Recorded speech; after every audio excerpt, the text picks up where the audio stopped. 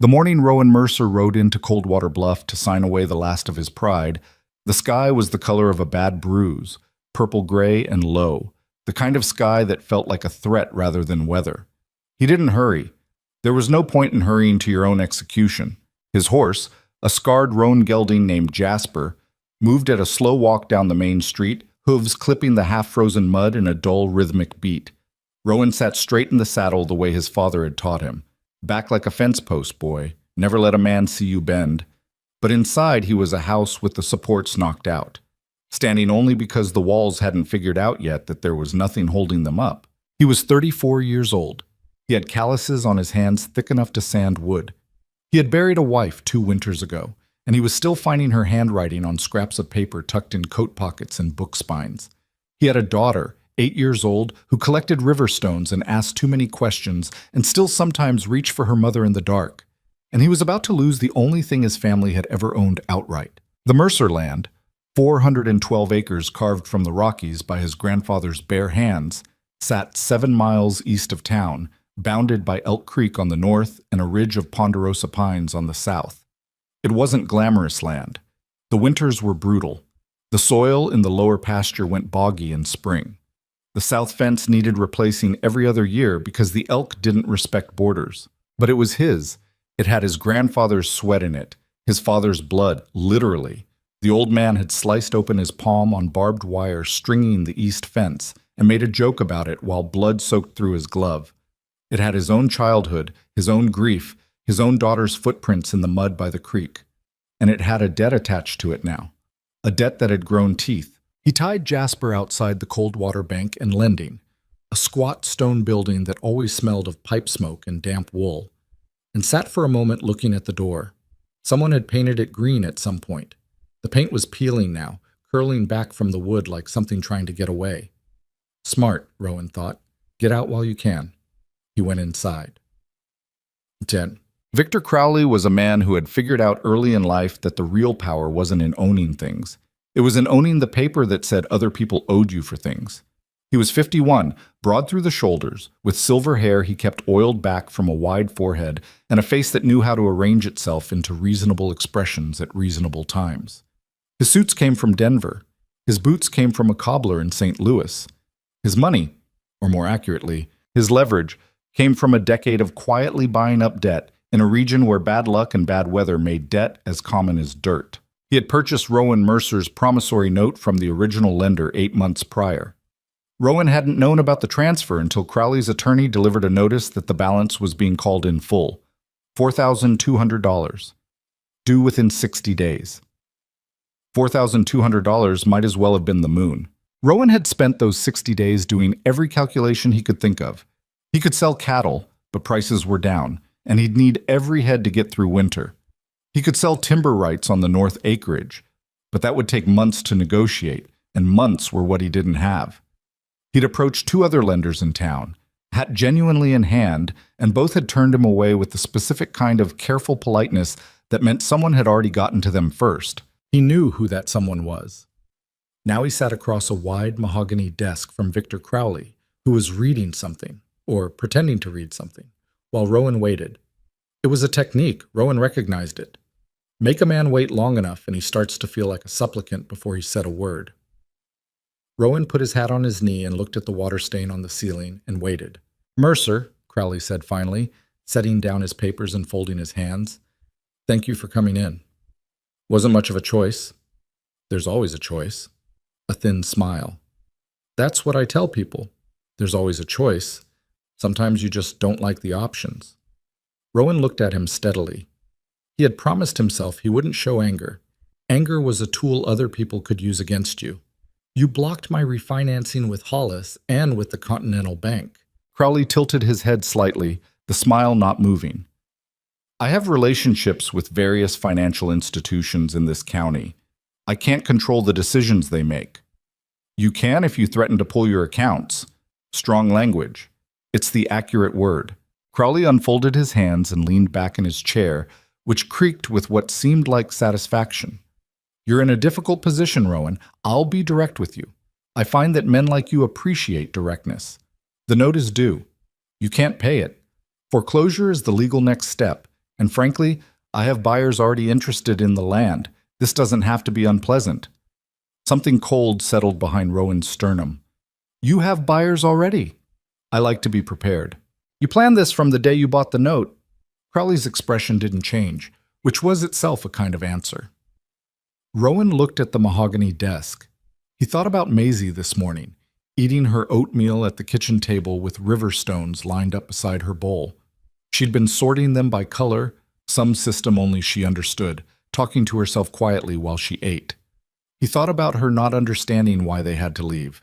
He thought about trying to explain it. "What do you want?" he said. His voice came out flatter than he intended, which was probably better than the alternative. Crowley stood, moved to a cabinet behind his desk, and took out a bottle and 2 glasses with the smooth motion of a man who had choreographed this scene before. He poured 2 fingers of whiskey into each glass and set one in front of Rowan. Rowan didn't touch it. "Sit back down," Rowan said. Crowley paused, then sat. Good. Rowan was tired of watching the man perform. "There's a woman," Crowley said. "Celeste Vale." Rowan knew the name. Everybody in Coldwater Bluff knew the name, and everybody in Coldwater Bluff knew it the way they knew the name of a street brawl or a courthouse scandal, as a story to repeat, with details adjusted depending on who was telling it. "What about her?" "She's been a thorn in my side for some time." Crowley's voice was still pleasant, conversational, the way it would be if he were discussing weather or livestock prices. "She was a schoolteacher. Good one, apparently, though that's besides the point. She took issue with certain business arrangements I had with the school board, spoke publicly about it, wrote letters to the county paper, caused a significant amount of disruption." "What kind of arrangements?" "The kind that are nobody's business but the parties involved." A slight edge, then smoothed away. The school board dismissed her. The community, most of it, sided with the board, as communities tend to do when one side has money and the other has principle. He said principle the way you'd say influenza, as a word for something unfortunate and catching. "She's been living on the margins since then. No income to speak of. She refuses to leave town, which I find admirable in a stubborn and inconvenient way. What does any of this have to do with me?" Crowley looked at him with something that might have been amusement and might have been contempt, and was probably both. "I want her married off, settled, out of the public eye and out of my business. If she's someone's wife living on a ranch 7 miles from town, her voice loses its particular reach. And frankly, a married woman in this county has fewer avenues for making trouble than a single one does." He paused. "Especially if the man she marries isn't inclined to indulge her." Rowan was quiet for a long moment. Outside, a cart went by on the street, wheels grinding against frozen mud. "You want me to marry a woman I don't know," he said, "in exchange for my debt disappearing." "I want you to marry a specific woman," Crowley said. "And yes, your debt disappears the day you say your vows. All of it. Principal, accrued interest, everything. The note is destroyed. Your ranch is yours, free and clear. And if I say no, foreclosure proceedings begin Monday." Crowley picked up his own whiskey glass. "You lose the ranch, Rowan. Your daughter loses her home. And I have 412 acres to sell to men who'll put cattle on it and won't know your grandfather's name by spring." Rowan sat very still. He hated this man. He had met people he disliked before, people he disagreed with, people who had wronged him in the ordinary ways people wrong each other. But sitting across this desk, he felt something more specific than dislike. He felt it the way you feel a cold wind, as a fact about the world that you have to deal with regardless of whether you like it. He thought about Maisie's river stones. "I want to meet her first," he said. Crowley set down his glass. "Of course." Celeste Vale was living in 2 rooms above the hardware store, which she was getting rent-free in exchange for keeping the store's ledgers, a transaction she had negotiated herself, and which she considered fair, even if both parties knew the hardware store owner was doing her a kindness he couldn't entirely afford. She was 28. She had dark hair that she kept in a practical braid because she had learned, roughly around age 22, that the world took her more seriously when she looked like she wasn't trying to be decorative. She had a face that was striking rather than soft, strong jaw, direct eyes, a mouth that people read as stubborn even when she was simply thinking. She had grown up in Laramie, come to Coldwater Bluff 4 years ago for the teaching position, and stayed through a sequence of events she couldn't quite identify as choices, so much as the accumulation of circumstances that happened while she was busy fighting other things. She was behind the counter of the hardware store when Rowan Mercer walked in. He was a tall man, taller than she'd expected, though she wasn't sure what she'd expected. She knew who he was the way she knew most people in town, generally from a distance, through the lens of other people's commentary. Mercer? The widower out on Elk Creek. Quiet man. Good cattleman, they say. Keeps to himself since Eleanor died. He stopped just inside the door, holding his hat in both hands, and looked around the store with the particular expression of a man who has been told to do something he's not sure he can actually do. "Mr. Mercer," she said. He looked at her. She had the sensation of being assessed, though not in the way that usually made her want to take a step back. More like the way you'd look at a situation you were trying to understand. "Miss Vale," he said, "I appreciate you seeing me. Mr. Crowley arranged this meeting." She said it plainly, without heat or apology. "I know why you're here." He blinked. "He told you?" "He came himself 2 days ago. He told me you were in debt and that this arrangement would satisfy it. He seemed to expect me to be grateful for the opportunity."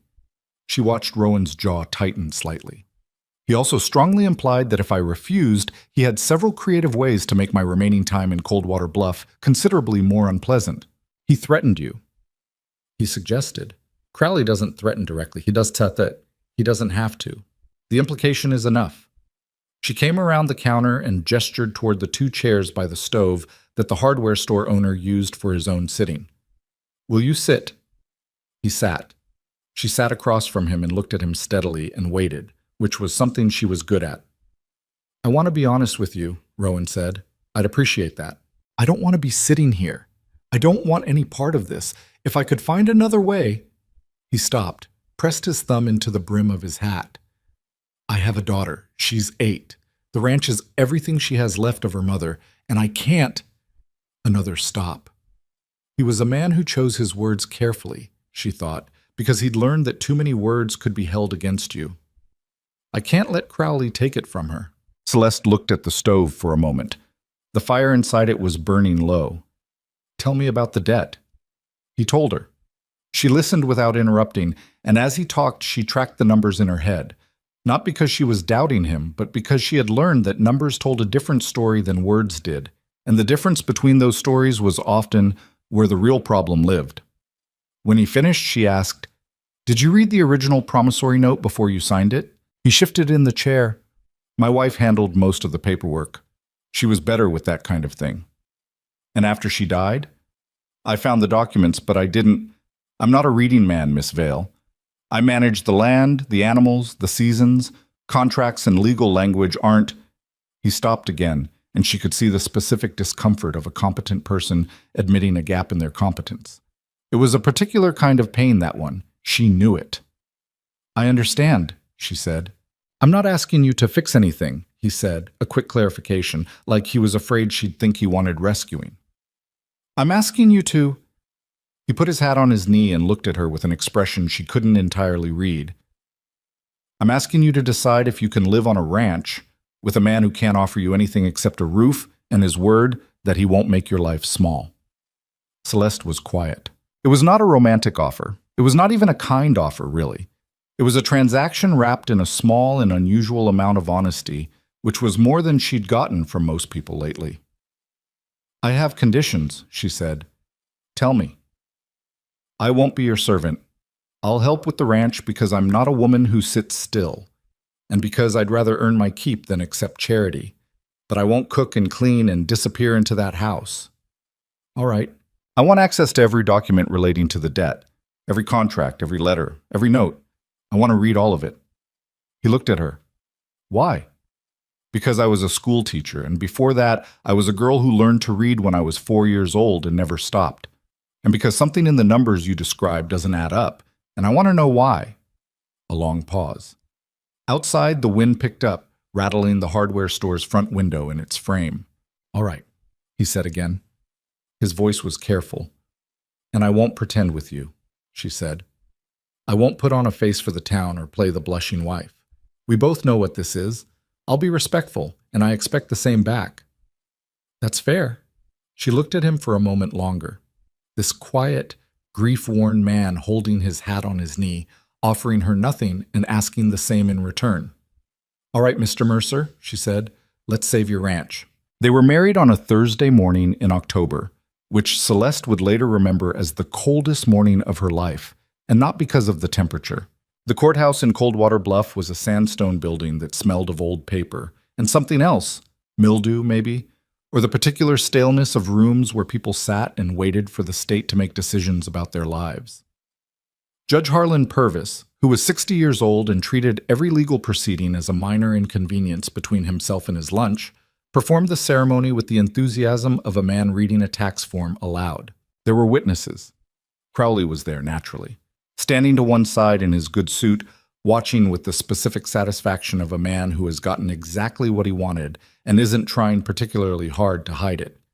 He had brought his attorney, a thin, precise man named Belford, who kept taking notes in a small leather book.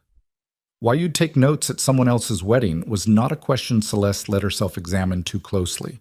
There were also a handful of townspeople, which Celeste hadn't expected and which she suspected Crowley had arranged. They stood near the back of the clerk's office where the ceremony was being performed, not quite guests and not quite audience, wearing expressions that ranged from curious to uncomfortable to something that Celeste recognized with a dull twist in her chest as pitying. She was wearing the cleanest dress she owned, dark blue wool, high collar, nothing that could be called festive. She had not done anything particular with her hair. She had not carried flowers. She had considered, for about 30 seconds, whether she should make some gesture toward ceremony, and then decided that gesturing at something she didn't feel was precisely the kind of dishonesty she had spent years trying to cut out of her life. Rowan was wearing a dark coat that was clean but not new, and boots that had been polished recently. He had shaved. That was all she could really say about how he looked. He stood beside her with the wooden, upright posture of a man enduring something. "Do you, Rowan James Mercer, take this woman?" "I do," Rowan said. He said it the way you'd confirm an appointment, not unkind, just matter of fact. Judge Purvis blinked, apparently surprised to have a groom who didn't wait for the full question. He looked at Celeste. "Do you, Celeste Anvale, take this man?" She looked at the judge. She looked, for one involuntary moment, at the smug set of Crowley's jaw from across the room. She thought about the 2 rooms above the hardware store. She thought about the conversation by the stove and the man who had said, "I'm asking you to decide if you can live on a ranch with a man who can't offer you anything except a roof and his word." It was not enough. It was also, she was aware, more than she currently had. "I do," she said. The ring was plain silver, size slightly too large. Rowan slid it on her finger and looked at her hand for a moment, then let go. "I now pronounce you—" There was, traditionally, a kiss. Rowan looked at her. There was something in his face that she couldn't name exactly. Not reluctance, not disgust, but a kind of profound discomfort. The expression of a man who was realizing all at once that this was, in fact, a real thing that was happening to a real person. "You don't have to," she said quietly. Only he could hear it. He leaned forward and pressed his lips briefly against her cheek. It lasted perhaps 2 seconds and was about as romantic as a handshake, but it was, she thought, at least not performative. He wasn't pretending. He was just doing the required thing, carefully, without cruelty. Crowley began to clap, slow and deliberate, from across the room. It was one of the most unpleasant sounds Celeste had ever heard. She turned to face him. She was not sure what her expression was doing, but based on the way Belford, the attorney, took a small step back, it was probably not pleasant. Crowley smiled at her. "Congratulations, Mrs. Mercer," he said. "I do hope you'll be happy." Celeste looked at him for a long moment. "Mr. Crowley," she said, "I'd like a copy of every document related to my husband's debt. The original note, the transfer paperwork, the terms." She kept her voice very level. "I'll need them delivered to the ranch by end of week." Crowley's smile didn't disappear, but it changed shape in some way that was hard to pin down. "Of course," he said. "Whatever helps you settle in." "Thank you." She turned away from him to Rowan. Rowan was looking at her with an expression she would later learn was characteristic of him when something surprised him. A stillness, a recalibration, like an animal that has heard an unexpected sound and is deciding what to do about it. "Ready?" she said. He put on his hat. "Let's go home," he said. It didn't sound warm. It didn't sound cold either. It sounded like the beginning of something neither of them had chosen, and both of them were going to have to figure out how to survive. Outside, the sky was that same bruised purple gray it had been all week, and the wind was picking up off the mountains.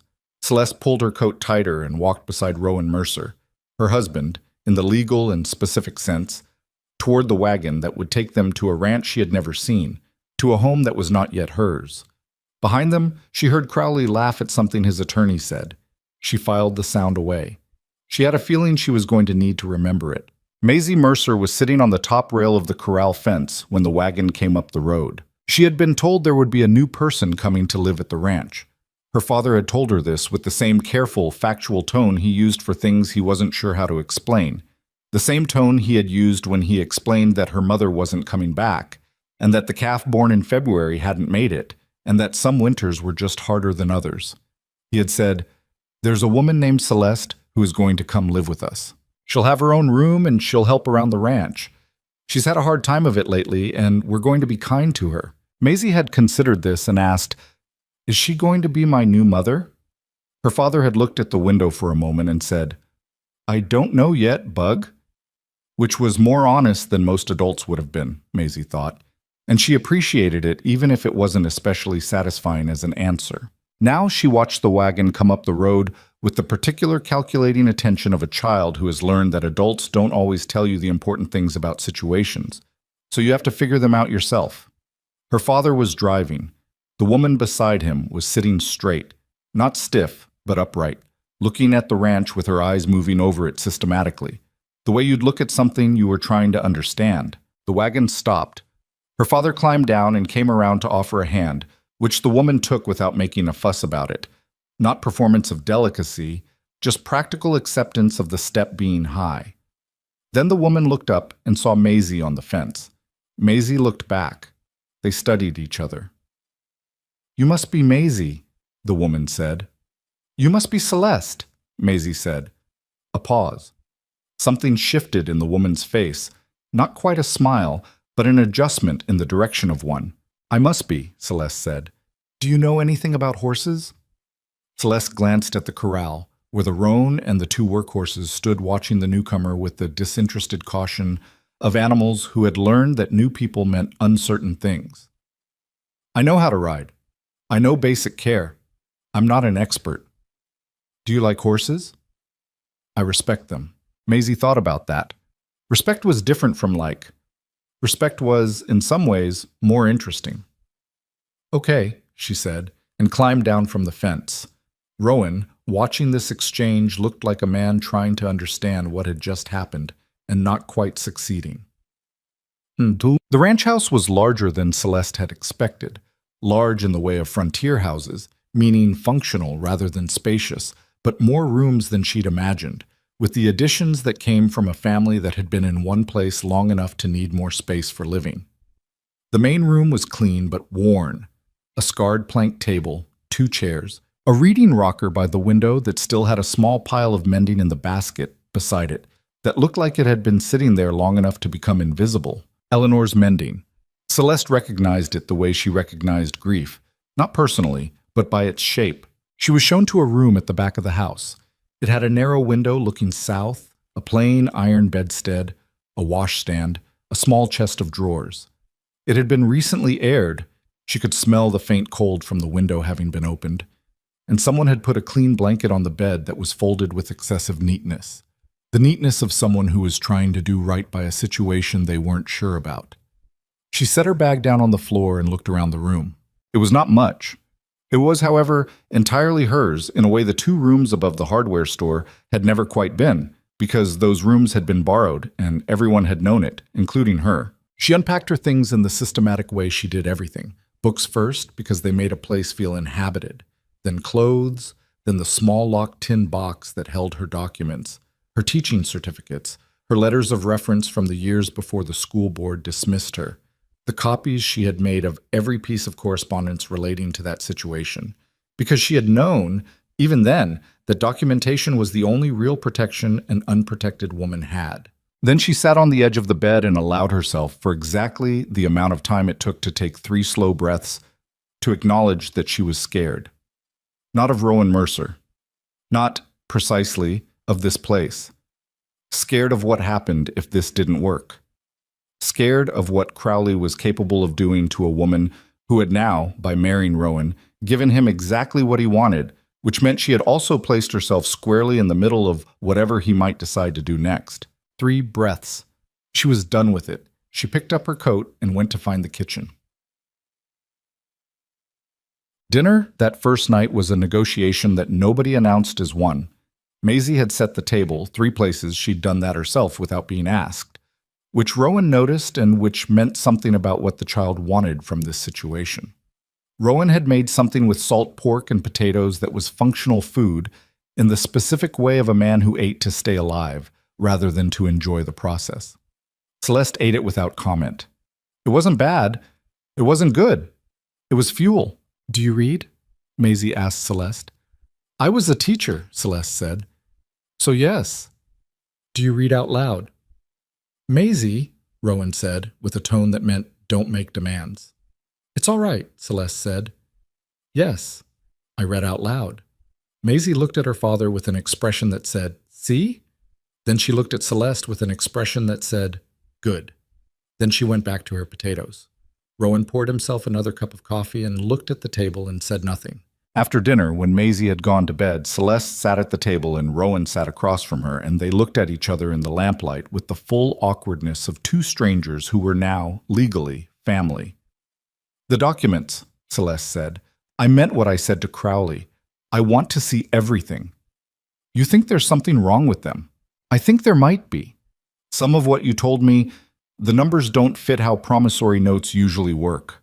The way the interest accrued, the conditions of transfer. It doesn't fit. What would it mean if you're right?" Celeste looked at the lamp. "I don't know yet. Possibly nothing. Possibly the note is simply unfavorable and Crowley is simply ruthless, which is bad, but not illegal. Possibly something else." Rowan was quiet for a moment. Outside, the wind moved through the pines with a sound like the ocean, which Celeste had never actually heard but imagined as something like this. "Why are you doing this?" he said. Not hostile, genuinely asking. She looked at him. "Doing what?" "Looking for a fight you might not win." A pause. "You already have what you came for, the roof, the terms you set. I'm not going to make your life small. I told you that and I meant it. You don't have to—" He stopped. "You don't have to fix anything." Celeste considered the question the way she considered most questions. Seriously, from all sides, without rushing to the answer she wanted to give. "I don't like people who do what Crowley does," she said finally. "I've spent 4 years watching him do it to other people and not being in a position to do much about it except write letters that got me fired and whisper in rooms where nobody wanted to listen. And now I'm in a specific position. I have access to documents. I have time." She looked at Rowan directly. "I don't do things halfway." He looked at her for a long time. Then he picked up his coffee cup and said, "Crowley's going to make trouble." "He was always going to make trouble," she said. "The question is whether we're ready for it. He sent you here to be sidelined." "Yes." She met his eyes. He miscalculated. Something shifted in Rowan's expression. That stillness again, that recalibration. This time it lasted longer, and when it resolved, it wasn't into neutrality. It was into something that was, if not warmth exactly, at least the absence of walls. "All right, Celeste," he said. He said her name like he was testing the weight of it. She nodded once. "I'll need a lamp in my room that burns past midnight." He got up from the table and went to the cabinet and took out an extra lamp and set it on the table in front of her without comment. She looked at it. Then she looked at this quiet, difficult man who had agreed to terms he didn't fully understand with a woman he didn't know, who had brought her to a home that still had another woman's mending in the basket, who had promised her a roof and his word, and was now, apparently, keeping both. She thought, this might actually be salvageable. She thought, don't get ahead of yourself. She took the lamp and went to her room to start reading. The documents arrived on Friday, delivered by Belford, the attorney, in a leather satchel that he handed over at the front door without coming inside, which told Celeste something about the message Crowley was trying to send. I'm complying, but don't mistake compliance for respect. She took the satchel, thanked Belford with precisely the neutrality the moment deserved, and closed the door. She spread everything across the kitchen table that evening while Rowan was finishing the late feeding and Maisie was doing her arithmetic lessons by the lamp in the main room. The fire in the stove had burned down to coals, and the kitchen was cold enough that she could see her breath on the first few minutes, but she didn't get up to add wood. She was reading. The original promissory note was 4 pages, handwritten in the dense legal cursive of the previous century, with attached schedules of payment terms and interest calculations that had been typed on a machine with a sticking letter E. Every E sat slightly lower than the other letters, a small defect that ran through the whole document like a fault line. The transfer paperwork from the original lender to Crowley's holding company was 2 pages. There was a demand letter, 2 follow-up letters, the notice of default. Standard architecture of financial predation, she thought. She had seen the shape of it before, in smaller forms. She read everything twice. Then she went back to the original note and read it a 3rd time, slowly, paying particular attention to Section 4, Paragraph 2, Subsection C. Rowan came in from outside, bringing cold air and the smell of hay with him, and stopped when he saw the papers spread across his kitchen table. Sorry, Celeste said, not looking up. I'll clear it before breakfast. It's fine. He hung his coat on the peg by the door and came to look over her shoulder, not reading. She doubted he could parse the legal language, but looking at the volume of paper the way you'd look at bad weather coming across a plain. Anything? Maybe. She tapped the original note with one finger. This language here, in subsection C, the condition attached to the transfer clause. What does it mean? I'm not entirely sure yet. That's the problem. She sat back and rubbed her eyes. I need to find someone who knows contract law, not just general practice, specifically debt instruments and property liens. Rowan pulled out the chair across from her and sat down, which meant he was taking this seriously rather than humoring her, which she appreciated. There's an attorney in town, Morrison. He handled the deed when I bought the South Pasture edition. Is he Crowley's man? A pause. I don't think so. He's cautious. He doesn't get involved in things if he can help it. Cautious men are hard to read, she said. They can mean they're careful, or they can mean they've calculated which way the wind blows and decided to stay out of it. That's accurate, Rowan said. She looked at him. He was looking at the papers with an expression she was starting to recognize. Not frustration exactly, more like the face of a man confronting the specific humiliation of a domain in which he knows he doesn't have the right tools. It was an uncomfortable look to witness on a person who was clearly competent in most things. She had the impulse to say something dismissive about it. It's just reading. It's not complicated. And recognize that impulse as uncharitable and let it go. The numbers you gave me the day we met, she said instead. The original loan amount, was that the full number, or were there fees folded into it? He thought about it. Eleanor handled the signing. He stopped. She said there were some fees, processing. I don't know the amount. I need to find those, Celeste said. If the original principal was lower than what appeared in the note, that changes the interest calculations. It might change how the default was characterized. She looked at him directly. I'm not promising anything. I might be looking at nothing, but something in this document doesn't feel clean. Crowley's never clean, Rowan said. Flat. Not angry, just factual. The way you'd state that winter was cold or that elk didn't respect fences. No, she said, but there's a difference between doing things badly and doing things illegally. I want to know which one this is. Maisie appeared in the kitchen doorway in her nightgown, carrying her arithmetic slate and looking at the papers on the table with the unself-conscious curiosity of a child who hadn't yet learned that she wasn't supposed to be interested in adult problems. What are all those? Documents, Celeste said. What kind? The kind that tell you what people agreed to and whether they're keeping their agreements. Maisie considered this. Are people keeping their agreements? That's what I'm trying to find out. The child looked at the papers for another moment, then looked at Celeste with a directness that was, Celeste had quickly learned, simply her default expression. Not rudeness, just an absence of the social softening that adults performed for each other. My mother kept all her papers in a box under the bed. Maisie said. In her room. Papa hasn't moved it. The kitchen was very quiet. Rowan's face did something complicated and still at the same time, like a pond surface disturbed by a stone and trying to settle. Maisie, he said quietly. Bed. I was just saying, I heard you. Thank you. Bed. Maisie gave her father a look that was not defiance but was adjacent to it, then looked at Celeste once more with an expression that meant something. Celeste wasn't sure yet what. The child retreated down the hallway. Rowan stared at the table. He picked up his coffee cup, and it was empty, and he set it down again. I won't touch anything that was Eleanor's, Celeste said carefully. If there are documents in that box, I won't ask you to go through them. Not for this. He was quiet for a moment. She might have kept the original loan paperwork. His voice was careful in a different way.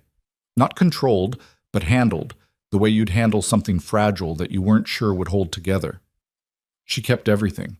She said you never knew when a piece of paper would matter. She was right, Celeste said. Another silence. The fire in the stove had gone completely to ash. The kitchen was cold enough now that it was uncomfortable, but neither of them moved. I'll look in the morning, Rowan said finally, before the feeding. Celeste nodded. She started gathering the papers back into the satchel so the table would be clear for breakfast, and she did it without ceremony, without filling the silence with words it didn't need. Rowan got up, added wood to the stove without being asked, and left without saying anything else. She sat for a while after he left and listened to the pines in the wind, and thought about a woman she had never met who kept her papers in a box and who had known, apparently, that the paper would matter. She thought, Eleanor Mercer was smarter than her husband gave himself credit for being, or maybe exactly as smart as he knew she was. And that's why her absence left such a specific shape in every room of this house. She didn't say it to anyone, she just thought it and put it away and went to bed. The lamp burned past midnight. The frost on the window was thick by morning. Neither of these things was unusual anymore. She was beginning to know the shape of the ranch's rhythms, the way you know the rhythms of a place you've committed to paying attention to. The night sounds. The particular creak of the house settling against cold. The sound of Rowan's boots on the floor before dawn, not loud, but deliberate. The sound of a man who got up when the day required it, regardless of how the night had gone. She was already in his kitchen when he came through on his way to the barn. He stopped, which had been his habit the first few mornings, surprised at finding her already there, and now, by the end of the first week, had become something else. Not exactly expectation, more like acknowledgement, a small recalibration. Coffee's on, she said. I can see that. He poured himself a cup and stood at the counter drinking it, the way he did everything in those early mornings, efficiently, without conversation, in the particular silence of a person who treats the first hour of the day as something to endure before the world asks things of him. She had decided not to take the silence personally, which had been a decision she'd had to make consciously and more than once. He set down his cup and went outside, and 10 minutes later came back and set a wooden box on the table beside her coffee. Eleanor's papers, he said. Then he went back outside. Celeste looked at the box. It was plain pine, with a simple latch, the kind of box you could buy at any general store, worn smooth at the corners from handling. Someone had scratched initials into the lid, E.A.M. Eleanor Ann Mercer, probably, or whoever she had been before she was a Mercer. She opened it. Inside, in neat bundles held together with kitchen string, were the papers of a life, personal and practical and important in the way that the papers of a competent, careful person are important. Letters, receipts, deeds. And yes, near the bottom, a folded sheaf that turned out to be the original paperwork from the loan, including the application. A page of handwritten fee calculations. And whoosh! This was what made Celeste sit forward. A letter from the original lender confirming the terms and noting, in a sentence that she read 3 times to be certain she was reading it correctly, that the standard transfer clause had been modified at the borrower's request. Modified. At the borrower's request. She read the fee calculations. She added numbers in the margin of a scrap paper she found in her pocket. She checked them again. The original principal was lower than the amount stated in the transferred note. Not by much. Not dramatically. By $312. But in the context of how the interest had been calculated, In the context of the transfer clause and its conditions, $312 was not just $312. It was the thread you pulled that unraveled the shape of the whole thing. She sat at the kitchen table with Eleanor Mercer's papers and thought about what she was looking at and what she would need to prove it, and whether she was right or only wanted to be right, which were two different states that she had spent enough of her life confusing to know how important it was to distinguish between them. When Rowan came back in at mid-morning, she was still at the table. "You were right," she said. He stopped in the doorway. "About what, specifically?" "About something being wrong." She turned the fee sheet toward him and pointed to the relevant line. The original loan principal was smaller than what appeared in the transferred note. The difference isn't enormous, but it was enough to change how the default threshold was calculated. If I'm reading the transfer clause correctly, she picked up the note and found the page. The conditions under which Crowley was permitted to call the debt in full weren't actually met. Not legally. Rowan crossed to the table and looked at the documents, and she watched his face go through the stages of a man hearing something he'd hoped to hear and was afraid to believe. What does that mean? It means the foreclosure notice may have been premature. It means the legal basis for the demand letter may be shaky. She looked at him. It means we might have something. Might, he said. Not skeptical. Careful. Might, she confirmed. I need someone who knows property law. What I know is general, enough to see the shape of the problem, not enough to be certain I'm right about the specifics. We need Morrison. He was quiet for a moment, thinking, she had learned, not stalling. Rowan Mercer's silences were computational, not evasive. She had adjusted to them. Morrison is cautious, he said again. Yes. He's going to want to know where this is going before he commits to anything. Then we go in knowing what we're asking for, Celeste said. Not commitment, just an opinion, an interpretation of a clause. He can give us that much without sticking his neck out. Rowan looked at her. You've been thinking about this. I've been awake since 4, she said. Yes. Something that was almost a smile moved through his expression and resolved before it fully arrived. All right. He looked at the box on the table. She kept everything. It wasn't exactly addressed to Celeste, but she answered anyway. She was smart. I know she was. He picked up the box and held it for a moment with both hands, that controlled stillness on his face again, and then set it back on the table carefully. I'll ride into town this afternoon. See if Morrison will meet with us. I'll go with you. He looked at her. It's my marriage, she said. It's my name on these papers now, too. She paused. And I can explain what I found better than you can. He considered this for exactly as long as it took to recognize it was true. Fine, he said, after lunch. The ride into town was cold and mostly quiet, which was becoming their default. Not uncomfortable silence, just the silence of two people who had not yet found the particular frequency on which they could talk easily, and who had tacitly agreed not to force it. The wagon road wound through a stand of bare-branched aspens, and then climbed slightly before dropping into the valley, where Coldwater Bluff sat along its creek. Celeste looked at the mountains east of town, white above the tree line, and thought about how different this landscape was from Laramie, and how quickly a person could absorb the specifics of a new place when they had reason to pay attention. Maisie had asked to come. Rowan had said no, and then Maisie had given him a look of such precise disappointment that he'd said next time, which Celeste had noted because it implied he was thinking in terms of next times, which implied he was thinking of this, whatever this was, as ongoing rather than temporary. Small things. She noticed small things. It was a habit she couldn't quite break, and most of the time she didn't try. Morrison's office was on the second floor of the building above the barber shop, accessible by an exterior staircase that squeaked aggressively on every step. Morrison himself was a compact man in his mid-50s with wire spectacles and the careful manner of someone who had made a professional habit of withholding reactions until he had enough information to justify them. He looked at Rowan when they came in, then at Celeste, then at the satchel she was carrying, and said nothing for a moment except, "Sit down." They sat.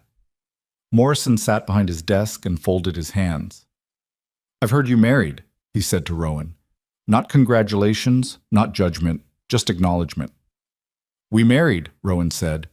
He didn't say she's my wife or any of the formulations that would have been expected.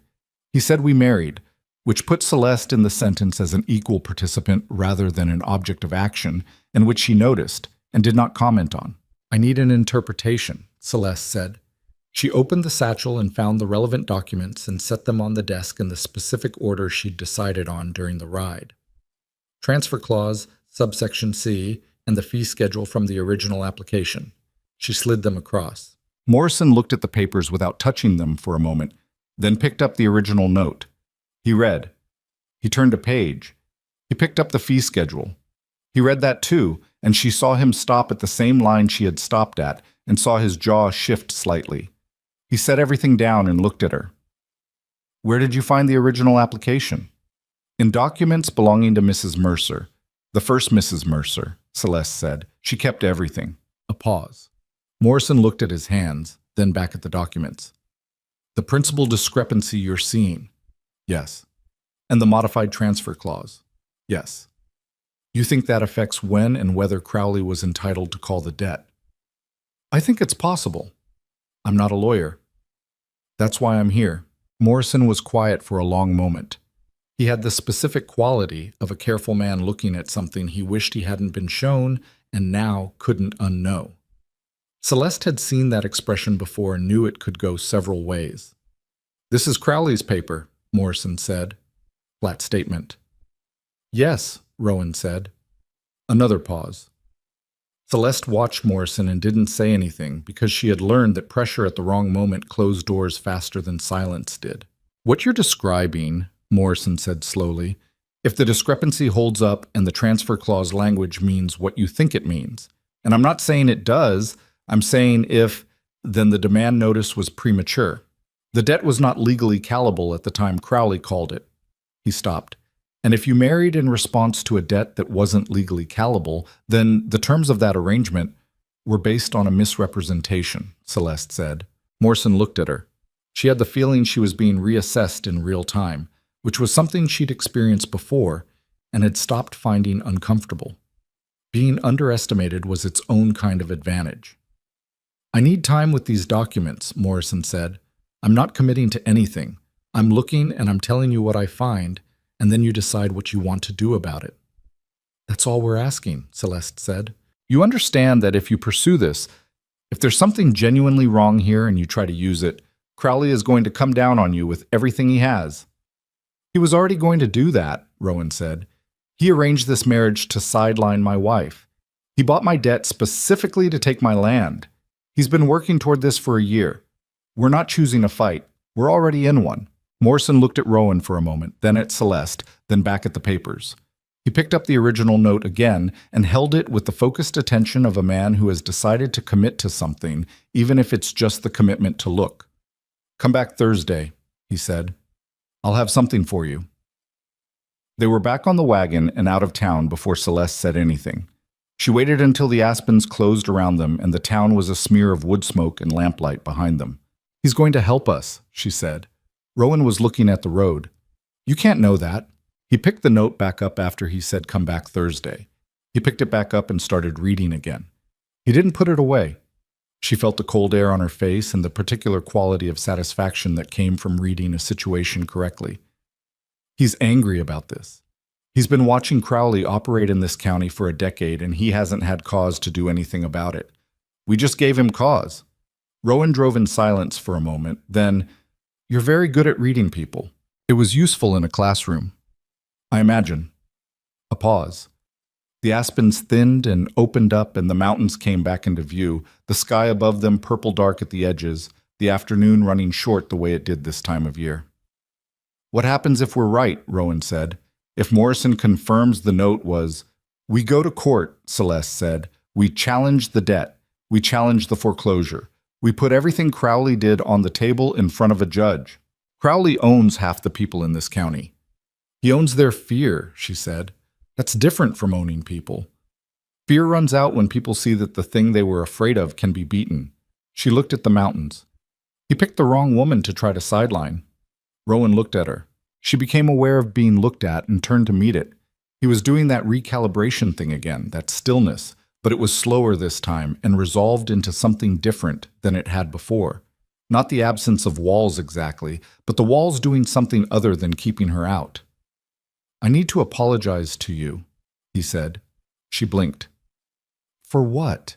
"For not reading the documents myself, for not fighting back from the beginning, for letting it get to where a woman I don't know had to come and live in my house because I couldn't figure out my own paperwork." He looked back at the road. Eleanor would have seen this. She saw everything. After she died, I should have learned. I kept telling myself I'd get to it. Celeste was quiet for a moment. "Your wife died," she said. "You had a child and a ranch and a grief that apparently nobody in this town was much help with. You didn't get to the paperwork." She paused. "That's not a character flaw. That's just what grief looks like." He didn't say anything. "And for what it's worth," she said, "you gave me access to everything without hesitating. You let me open Eleanor's box. You drove into town today because I said to." She looked at him. "You trusted a stranger." "You're not exactly a stranger anymore," he said. It came out roughly, like it hadn't quite been meant to. "No," she agreed. "Not exactly." The wagon went on. Smoke from the ranch chimney was visible now, and the light in the main window, which meant Maisie had lit the lamp, which meant Maisie was sitting at the table with her stones or her slate, waiting for them to come back the way children waited, with a patience that was actually just the absence of any alternative, which looked like patience from the outside but felt like faith from the inside. Celeste thought about that. She thought about a child who had put 3 places at the table on the first night without being asked. She thought about Maisie saying my mother kept all her papers in a box, said with the specific casualness of a child who is trying to be helpful and doesn't fully understand that some kinds of help are also a form of grief. She thought about what it meant to be in a house where a woman had been and was no longer, and to be something other than that woman, but also now living inside the shape of her absence. It wasn't simple. Celeste hadn't expected it to be simple, but there was a note on the table with a principal discrepancy of $312. And there was a lawyer in town who was reading it right now. And there was a man driving this wagon who had said, "You're not exactly a stranger anymore," in a voice that sounded like something coming loose that had been held too tight for too long. Not simple, but maybe workable. She pulled her coat tighter against the cold and looked at the smoke coming from the chimney and thought, "That's mine too now, isn't it? That smoke, that light." It was a strange feeling, not comfortable yet. But there, the town had not been kind. In the 2 weeks since her arrival at Mercer Ranch, Celeste had ridden in twice on her own errands, to the general store, once to the post office. And she had felt the specific quality of a small town's collective attention on her back, the way whispers worked in a place like Coldwater Bluff. Not loud enough to hear directly, but present as weather. Mrs. Garfield at the post office had been cool in a way that stopped just short of rude, the kind of cool that came from a social calculation. The men at the general store had been too jovial, overperforming friendliness in a way that felt more like mockery than welcome. On the second trip, she had passed Hector Briggs, who ran the feed operation and who she knew had extended the Mercer's credit twice in the past year, and he had nodded at her with an expression she couldn't categorize, not hostile but watchful, like a man waiting to see which direction something would break. She understood it. She had been a spectacle in this town before she married Rowan, and she was a different kind of spectacle now. The woman who had made trouble for the school board, the woman Crowley had managed so cleverly, or so the story went. The disgraced school teacher turned convenient wife, put away on a ranch where she couldn't bother anyone anymore. That was the story Crowley had written for her. She was aware of it. She had no intention of living inside it. On the Thursday, they went back to Morrison's office. The attorney was already at his desk when they came in, and there was a second sheet of paper beside the documents. His own notes, dense with annotations in a small, precise hand. He looked up. "Close the door," he said. Rowan closed the door. "Sit down," Morrison said. "Both of you." They sat. Morrison picked up his notes and then put them down again, like a man deciding how to begin. "The transfer clause," he said. "Subsection C, the modification you found." He looked at Celeste.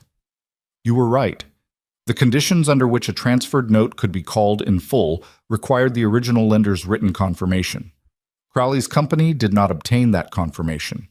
They obtained something that resembles it, but on close reading, the document they used was a form letter. It doesn't meet the specific requirements of the modified clause. The kitchen was... No, they were in Morrison's office, but it had the same feeling as the kitchen, that particular stillness that came before something important settled into place. So the demand was improper, Celeste said. The demand was premature at minimum and arguably invalid, Morrison said, which means the default notice was built on a demand that shouldn't have been made yet. He paused. It also means the marriage arrangement was coerced under false pretenses, Celeste said. Crowley told my husband the debt was legally callable. It wasn't. Everything that followed, the arrangement he proposed, the pressure he applied, was based on a legal situation he either manufactured through incompetence or created deliberately. Yes, Morrison said. He looked at Rowan. Do you understand what this means in practical terms? Tell me, Rowan said. It means you have grounds to challenge the note, to argue the debt was never properly in default, to potentially have the entire foreclosure action voided. Morrison took off his spectacles and set them on his desk. It also means if Crowley knew about the clause deficiency, and given how carefully he operates, I find it very difficult to believe he didn't. Then we are looking at deliberate fraud, not a mistake, a scheme. The words sat in the room. Rowan's face was doing something contained and deliberate that Celeste had come to recognize as what anger looked like on a man who had decided long ago that anger was a luxury he couldn't afford. His jaw was tight. His hands were flat on his knees. What do we do? He said. His voice was perfectly level. That levelness was its own kind of intensity. Morrison put his spectacles back on. He looked like a man who had spent 50 years being cautious and was now, in the space of 1 week, deciding to stop. We build a case, he said. We document everything. We go to the district court. He looked at Celeste. And you need to keep looking at those documents, everything you can find, because fraud needs to be demonstrated, not just implied, and the more you can show, the less room Crowley has to maneuver. I'll keep looking, she said. Good. Morrison's voice was dry. And I'd suggest you both be very careful between now and when we file, because when Crowley realizes where this is heading, he will not be polite about it. Celeste looked at Rowan. Rowan looked at Celeste. Neither of them said anything about the fact that they had already accepted that Crowley was not going to be polite. They had accepted it the night they sat across the kitchen table with a lamp burning, and something about the shape of the problem coming into focus, without either of them naming it quite that way. What they had now was not a plan yet, but it was the bones of one. And on the ranch, 7 miles out of town, with the mountains at their backs, and Eleanor Mercer's papers in a pine box on the kitchen table, and a lamp that burned past midnight, they had something to build on. It wasn't comfort. It wasn't safety. It wasn't even certainty. But for two people who had started with nothing, it was a beginning that neither of them had expected, and both of them, separately, quietly, without saying it to each other, recognized as something worth fighting to keep. Morrison filed the preliminary challenge on a Monday, which meant by Tuesday afternoon Victor Crowley knew about it. Celeste had expected the response to be fast. She hadn't expected it to be quite that fast, and the speed itself told her something. That Crowley had people watching the courthouse, or watching Morrison's office, or both. That he had built a system of information that functioned like a nervous system for the town, carrying signals back to the center the moment anything moved against him. That he had been expecting something, which meant he had known, on some level, that the documents had a flaw in them, which confirmed what Morrison had suspected. Crowley hadn't made a mistake. He had made a calculation. The first thing that happened was the feed supply. Hector Briggs came out to the ranch on Tuesday evening, drove out himself rather than sending a hand, which meant he was uncomfortable enough about this that he wanted to deliver it in person rather than write it down. He stood at the door holding his hat in both hands, which was the same posture Rowan had used walking into Crowley's bank, and Celeste, who answered the door, recognized it immediately as the posture of a man who was about to say something he didn't want to say. "Mr. Briggs," she said. "Mrs. Mercer." He looked past her briefly, then back. "Is Rowan in?" "He's finishing up at the barn. Come inside." He came in reluctantly, stood near the door rather than sitting, and turned his hat in his hands while Celeste poured him coffee he hadn't asked for and set it on the table. Rowan came in 5 minutes later, read Briggs's posture in about 2 seconds, and sat down without taking off his coat. "What is it?" Briggs set his hat on the table, which meant this was going to take a minute. "Rowan, I've been extending you credit for 3 years. You've always settled up by spring, and I've never had cause to worry about it. But Crowley came to see me this morning. Briggs looked at his coffee cup. He was a large man with a red face and a general air of someone who preferred uncomplicated things and had wandered into something that was not uncomplicated. He called in a note I have with his lending company. Note I took out 4 years ago to expand the warehouse. He's calling it in full, within 30 days. Silence. He told you to cut off our credit, Rowan said. He didn't tell me. He didn't say your name. Briggs had the grace to look ashamed of the distinction. He called in the note, and I don't have 30 days worth of cash, so I'm going to need to call in what I'm owed. He looked up. I'm sorry, Rowan. I've got my own family. Celeste looked at Briggs. She was not angry at him, not truly. She understood the mechanics of what had just happened, and she understood why a man with a family and a warehouse note in 30 days would do exactly what Briggs was doing. But she also understood that this was the first move in a sequence, and that letting it land without response would establish a pattern. How much do we owe you? She said. Briggs looked at her, slightly startled that she'd spoken. $62. We'll pay it in full by end of week, Celeste said. Briggs blinked. You don't have to. We'll pay it, she said again. And then we'd like to continue doing business with you on a cash basis. We understand if that's not possible given your situation, but we wanted to make the offer. Briggs looked at Rowan. Rowan was looking at Celeste with an expression she couldn't interpret in the moment and didn't have time to examine. That'd be... Yes, Briggs said. Yes, cash basis is fine. After he left, Rowan looked at Celeste and said, We don't have $62 liquid. We have 38, she said. I have the rest. That's your money. We're married, she said. Legally, it's both of ours. Also, it doesn't matter whose it is. What matters is that if we let Briggs walk away owing us, he becomes an example. Everyone who has any kind of arrangement with us will hear about it before Sunday. Crowley is trying to isolate us.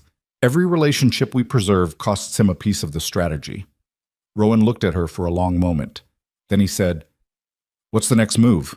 He's going to hit the other suppliers, possibly the county clerk.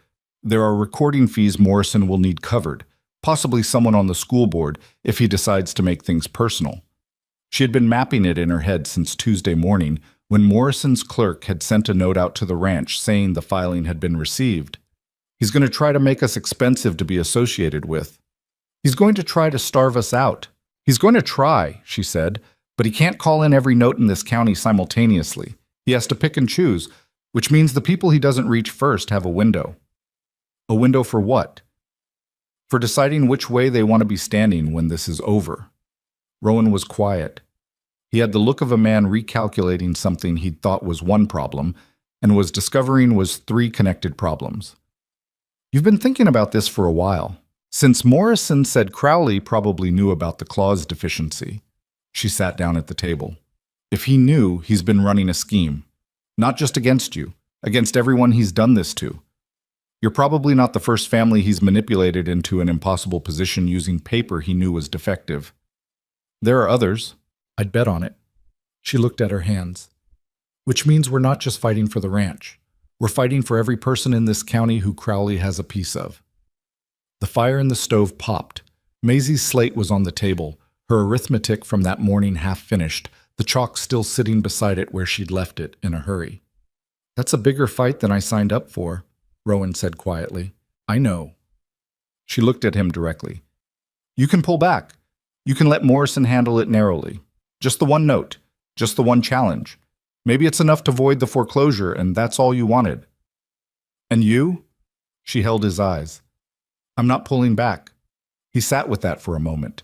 Then he made the particular sound of a man who has looked at 2 options and recognized that one of them was only comfortable, not right. What do you need? I need access to the county recorder's office, she said. I need to look at every note Crowley's company has filed in the past 10 years. Every transfer, every foreclosure action, every deed of trust. She paused. And I need Maisie to stay with someone in town for a few days because I don't want her at the ranch if things escalate. Rowan's expression shifted. You think he'd... I think he's a man who has never had his plans seriously threatened, and I don't know what he does when that changes. She kept her voice even. I'd rather Maisie be somewhere safe while we find out. The silence that followed was a different kind from the silences she'd grown accustomed to at Mercer Ranch. This one had weight in it. She watched Rowan work through the specific terror of a parent being told that his child might be a variable in someone else's plan, and she watched him push it somewhere manageable the way people push things they couldn't afford to fall apart over. Doc Fenner and his wife, he said finally. Margaret Fenner was Eleanor's closest friend. She'd take Maisie. Good. He looked at Celeste. Thank you for thinking of her. Celeste stopped. She'd been about to say she's my concern too and checked herself, uncertain whether she had the right to it yet, uncertain what claiming it would mean. She said, she shouldn't be in the middle of this. Rowan nodded slowly. He accepted the half answer without pressing it, which she was grateful for. The recorder's office took 3 days. Celeste went in on a Wednesday morning with a notebook and a request to review public filings, which the county recorder, a young man named Paulson who had been in the job for 8 months and was still at the stage of following procedure because he hadn't yet learned which procedures certain people preferred to see ignored, permitted without any difficulty. What she found in those 3 days was worse than she had expected and better than she had feared, which was its own specific category of discovery. Crowley's holding company had filed 47 foreclosure actions in the county over the past 9 years. Of those, 31 had been completed. The properties transferred, the families dispersed. 16 were in various stages of process. And of the 47, Celeste found note transfer documentation for 32 of them in the recorded files, which meant 32 sets of paperwork she could examine for the same kind of deficiency she'd found in Rowan's documents. She didn't find it in all of them. Crowley wasn't sloppy across the board. He had a sharp enough legal team that most of the documents were sound. But in 9 cases, she found variants of the same problem. The transfer clause modified, or the principal figures inconsistent, or the confirmation documents defective in specific ways that were legal language buried under legal language, invisible to someone who wasn't looking for them, and nearly invisible to someone who was. 9 families. 9 properties. Some already lost. She sat in the recorder's office on the 3rd afternoon with her notebook full and her hand aching from writing, and a feeling in her chest that was not quite rage. Rage was too hot and too fast for what this was, but something colder and more deliberate, like a door closing on a specific decision. Rowan came to collect her at 4 o'clock. He came inside, which surprised her, and came to the table where she was working and looked at her notebook. "How many?" he said. She told him. He sat down in the chair across from her and looked at the table for a long moment without speaking. She let him. "I know some of those families," he said. "The Hargrove place, that was 3 years ago. Tom Hargrove took his family to Kansas, sold everything they had first so they wouldn't leave with nothing." He stopped. His wife had a baby that winter. First winter in Kansas. Celeste looked at the notebook. "I need to talk to Morrison tonight. I'll write ahead and tell him you're coming." Rowan. She waited until he looked at her. "This is going to get bad before it gets better." Morrison said it, and I've been thinking about how bad, specifically. And Crowley is going to do more than cut off suppliers. When he realizes what we have, he's going to try to discredit me. He has enough people in this town that he can shape the story. "He's been shaping it since before we married," Rowan said. "Yes, but now he has reason to work harder at it." She closed her notebook. "He'll say I'm fabricating things. He'll say I'm manipulating you. He'll say whatever he can think of that makes what we found look like a scorned woman's scheme rather than what it is." "What it is," Rowan said, "is the truth. I know that. You know that. Morrison knows that." She looked at him. "The people in this town don't know us well enough to choose the truth over Crowley's version without something more than our word." He was quiet for a moment. "What do we need?" "Witnesses," she said. "People Crowley did this to who are willing to come forward. People who can show the pattern is real." She paused. "That's the hard part. Because the people he hurt are also the people he frightened, and frightened people don't walk into courtrooms willingly." Rowan picked up her notebook from the table and looked at the cover without opening it. His hand was large, she noticed, with the specific kind of scarring that came from rope work and cold metal and years of doing things that required hands to be useful rather than careful. He set it back down. Tom Hargrove has a brother, he said. Pete lives out on the Willow Creek Road. Tom wrote him letters. He paused. Pete showed me one once, about the foreclosure, what Crowley's men did when they came to take the property. Would Pete talk to Morrison? I don't know. I can ask. I need you to ask, Celeste said. Not for Morrison, for us, for everyone in those files. He looked at her across the recorder's table with the afternoon light coming through the western window and falling across the notebook and the 9 names she had written in careful columns. He had a face that was not easy to read, but that she had been studying for 3 weeks now, and she was beginning to understand the architecture of it. The places where things showed through that he hadn't meant to show, the places where he held things back deliberately, and the difference between those two states. Right now there was something showing through that he hadn't meant to. She couldn't name it precisely, but it looked, she thought, like the specific expression of a man who has spent 2 years being alone in a grief that nobody helped him carry, and who is suddenly and unexpectedly not alone in something, and doesn't quite know what to do with that yet. All right, he said, up. Let's go see Morrison. Morrison's reaction to Celeste's notebook was the controlled alarm of a man who has practiced keeping his face from showing things, but whose eyebrows retain their autonomy. He read through her findings twice, made his own notes, asked 7 specific questions, and then sat back in his chair with the expression of a man doing large arithmetic in his head. 9 cases, he said. 9 I could find documented deficiencies in, Celeste said. There may be others I missed. The records are inconsistent. Some filings are missing entirely, which itself is worth noting. Missing records in the county recorder's office, Morrison said. He took off his spectacles and set them on his desk. That implies someone with access was removing or hiding documents. I noted the gaps, Celeste said. She opened the notebook to the back pages where she'd listed the filing numbers with blank dates beside them. I can't prove what's missing since what's missing isn't there, but the sequence numbers jump. Someone who knows the filing system would recognize what that means. Morrison looked at Paulson's name on her notes. She'd noted who was working when she accessed the files. Paulson is new, Morrison said. He doesn't know what the older files are supposed to look like. Which is probably why certain things are still there that someone more experienced would have removed, Celeste said. Morrison looked at her with an expression that was, for a careful man, something close to admiration. You think systematically, he said. It wasn't a compliment exactly. More like an observation that had implications he was still working through. I was a teacher, she said. I spent 4 years explaining to children how to find the thing that doesn't fit in the pattern.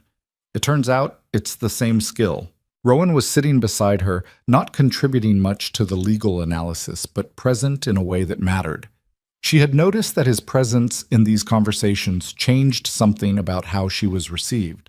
Not because she needed his endorsement, but because they were, visibly and plainly, operating together. And that visibly together quality had its own weight. We need to consolidate the cases, Morrison said. He was already moving forward in his head, she could tell. We can't file 9 separate challenges. We need to build one argument that addresses the systematic nature of what Crowley did, pattern of fraud. That's a different legal weight than a single disputed note. That's the kind of case that doesn't get quietly settled. He'll try to settle, Rowan said. He'll try to do a great many things, Morrison said. The question is how much of what he tries to do we can get in front of a judge before he succeeds at any of it. He looked at Celeste. Witnesses? Rowan is speaking to someone this week, she said. I need more than one. Ideally, 3 or 4. People who can testify that the foreclosure process was conducted under false premises, that they were told the debt was legally callable when it may not have been. He paused. And I need them to understand what they're agreeing to. Testifying against Crowley in his own county is not a small thing. I know, Rowan said. I'll be honest with them. The meeting lasted 2 hours. On the way home, in the dark this time, the wagon moving through cold air that had the first real bite of coming winter in it, Celeste looked up at the sky. Clear tonight, the stars dense and indifferent above the mountains, and thought about the 9 families in her notebook. Can I ask you something? She said. Rowan glanced at her. Go ahead.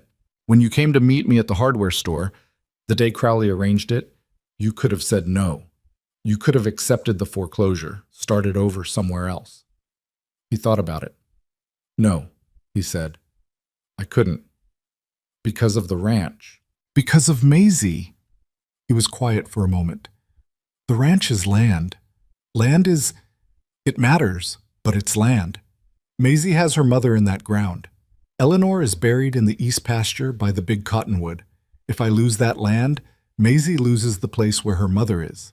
His voice was level, but it was the specific levelness of someone maintaining a tone rather than feeling one. I couldn't take that from her. Celeste said nothing. I know that might sound... It doesn't sound like anything except what it is, she said quietly. He let the silence sit for a moment. Then, why did you say yes? She thought about how she'd answer this, in the abstract way she thought about questions she knew would eventually be asked. She had several true answers. She chose the most honest one. Because I was tired of being managed, she said. Crowley thought he was putting me somewhere safe and small. He thought a ranch 7 miles from town, a widower who keeps to himself, a ready-made domestic situation. He thought that was a cage I couldn't see the bars of. She looked at her hands in her lap. I'd been fighting him for 4 years from the outside. From the inside, with access to documents and time, and a husband who isn't trying to shrink me. She stopped. Who isn't trying to shrink you? Rowan repeated. Not a question. Most men try to, she said. Not bitterly. As a fact, the way she said most facts, directly, without apology for them. They don't all mean to. Some of them think they're helping, but there's a particular kind of intelligence that men find inconvenient in women, and so they redirect it, diminish it, put it somewhere it can't do much. Rowan was quiet for a while. I don't find it inconvenient. I know, she said. That's why I'm still looking. The wagon went on through the dark. Somewhere to the north, a coyote started, and another answered, and then they were silent again. Maisie asked about you today, Rowan said. It came out carefully, like he was trying the weight of it before putting it down. From Margaret Fenner's, she sent a note with the Fenner boy. What did she ask?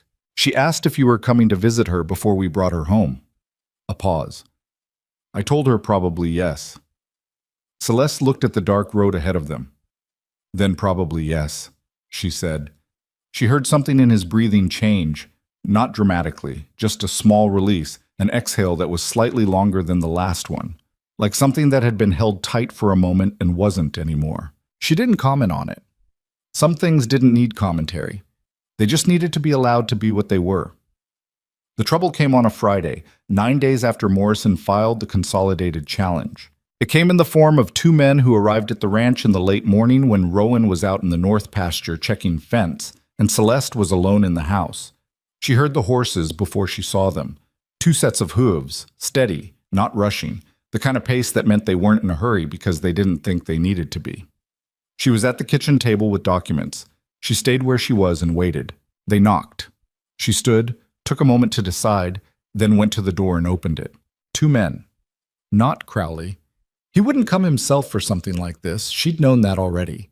These were men in the middle range of his organization, the kind of men who did the work that maintained plausible deniability. The one on the left was broad, unremarkable, wearing a coat with a deputy's star pinned to it that looked new enough that the pin hadn't worn through the fabric yet. The one on the right was thinner, better dressed, carrying a leather document case. Mrs. Mercer, the thinner one said. He didn't offer his name, which told her something. I'm here on behalf of a client who has an interest in some documents you've been reviewing at the county recorder's office. She looked at him. What client? That's not relevant to this visit. It is to me. She kept her hand on the doorframe. I have nothing to discuss with unnamed parties. Mrs. Mercer. The thinner man's voice shifted into something that was almost apologetic and was actually the shape of a threat. There are questions about whether the access you were granted to certain records was properly authorized. My client is concerned that sensitive financial documents may have been copied or retained. Every record I reviewed is a public filing, she said. Access to public filings is a matter of law, not authorization. The concern is about what was done with the information. The information is being used in a legal proceeding, she said, which is also a matter of public record. If your client has a concern about the legal proceeding, he can address it in court. She began to close the door. Good morning. The man with the deputy's star put his hand against the door. Not hard, just There. Celeste looked at his hand, then she looked at his face. "Remove your hand from my door," she said. Her voice was completely steady. Steadier, she thought, than she actually felt, which was a skill she had learned in 4 years of standing in rooms where people expected her to back down. A beat. Then another. He removed his hand. She closed the door. She stood with her back against it and listened to them stand on the porch for 15 seconds, then walk to their horses, then ride away. Then she went to the table and sat down, and her hands were not, she noted, entirely steady. She put them flat on the table and pressed until they were. She was writing in her notebook when Rowan came in at midday. He looked at her face and put down his gloves without saying anything for a moment. "What happened?" he said. She told him. She kept it factual and direct, which was how she told things, but she saw his expression do the thing where it went very still, and then resolved into something that was not at all still underneath. "The one with the star," he said. "New pin on the coat?" "Yes." "That's Doyle. He works for Crowley's brother-in-law who's on the county sheriff's board." He sat down. He was looking at the wall. "They're not going to stop." "I know. They'll escalate. If the visit didn't scare you, it didn't." "I know it didn't," he said. He looked at her then, directly. "That's what I mean. They're going to escalate because you're not scared." She looked back at him. "Are you telling me I should be scared?" "I'm telling you they're going to try harder," he said. "There's a difference." A pause. "I'm not telling you to stop. I'm not asking you to be smaller or quieter or more careful in the way that means less. I'm just—" He stopped. Started again. "I'm asking you to tell me. Everything. Whatever they do next. Don't handle it alone." She heard what was underneath the request. Not let me protect you, which would have been the wrong offer from the wrong direction. Something more like, we are in this together and I need to know what's happening to us. "All right," she said. "All right," he said back. He poured himself coffee and sat at the table and looked at her notebook and said, "Morrison needs to know about this visit." "I know. I was already writing it up." He picked up his coffee cup and drank from it and didn't say anything else. And neither did she. And the silence between them was different now from the silences of those first weeks. Not comfortable exactly. There was nothing comfortable about any of this, but inhabited, shared. The silence of people who had stopped being strangers and had started being something that didn't have a clean name yet. Outside, the first real snow of the season was beginning to fall. Not the dry dusting they'd had in October, but the thick, steady kind that meant business, that would cover the north fence and the east pasture and the cottonwood where Eleanor Mercer was buried, and everything else, under the same even white, indifferent to all distinctions. Celeste looked at it through the window. Then she looked at her notebook and went back to work. The snow stayed. It settled over Mercer Ranch the way trouble settles over a life, quietly at first, then permanently, reshaping everything underneath it until you couldn't quite remember what the ground had looked like before. By the third week of November, the north pasture was buried past the lower fence rails, and Rowan was spending 2 hours each morning just getting feed to the cattle, breaking ice on the water troughs with a hand axe, doing the 1,000 small physical negotiations that winter on a Colorado ranch demanded from a man, whether or not he had a fraud case building in a lawyer's office in town. Celeste helped where she could and stayed out of the way where she couldn't. She had no illusions about her usefulness with livestock. She could do the basic work, the carrying and breaking ice and distributing hay, but Rowan moved through those tasks with the efficiency of someone who had done them so long the actions were stored in his muscles rather than his mind. And a second person without that same fluency often created more friction than help. So she split her time. Mornings outdoors doing whatever was needed, afternoons at the kitchen table with the documents. The documents had grown. Morrison had gathered the paperwork from 3 other families who had agreed to speak with him. Pete Hargrove, whose brother Tom had lost the homestead 3 years ago.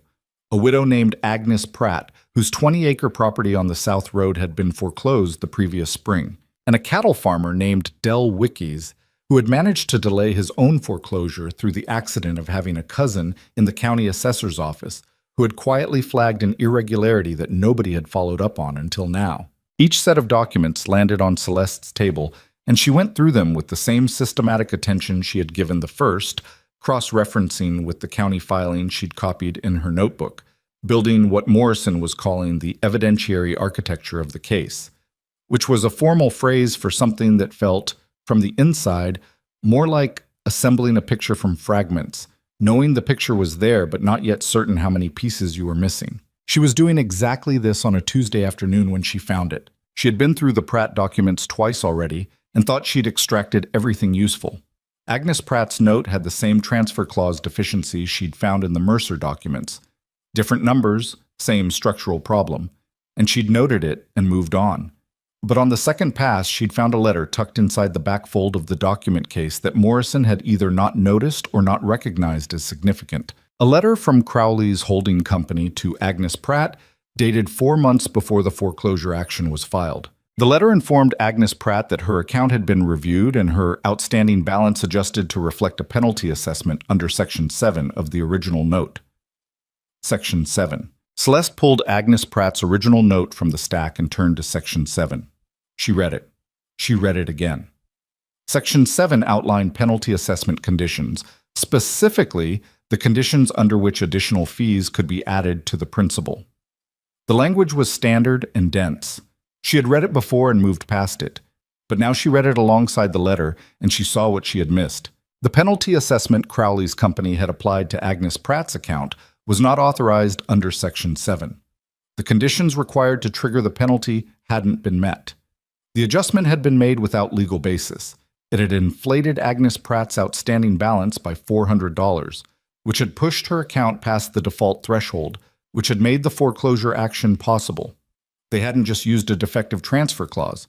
They had manufactured the default. Celeste sat very still and looked at the letter and the note side by side on the table and understood, with the particular cold clarity that came from seeing the full shape of something, that she was looking at deliberate systematic fraud, not a technicality, not a gray area. Crowley's company had been artificially inflating balances to trigger defaults on accounts that would not otherwise have defaulted.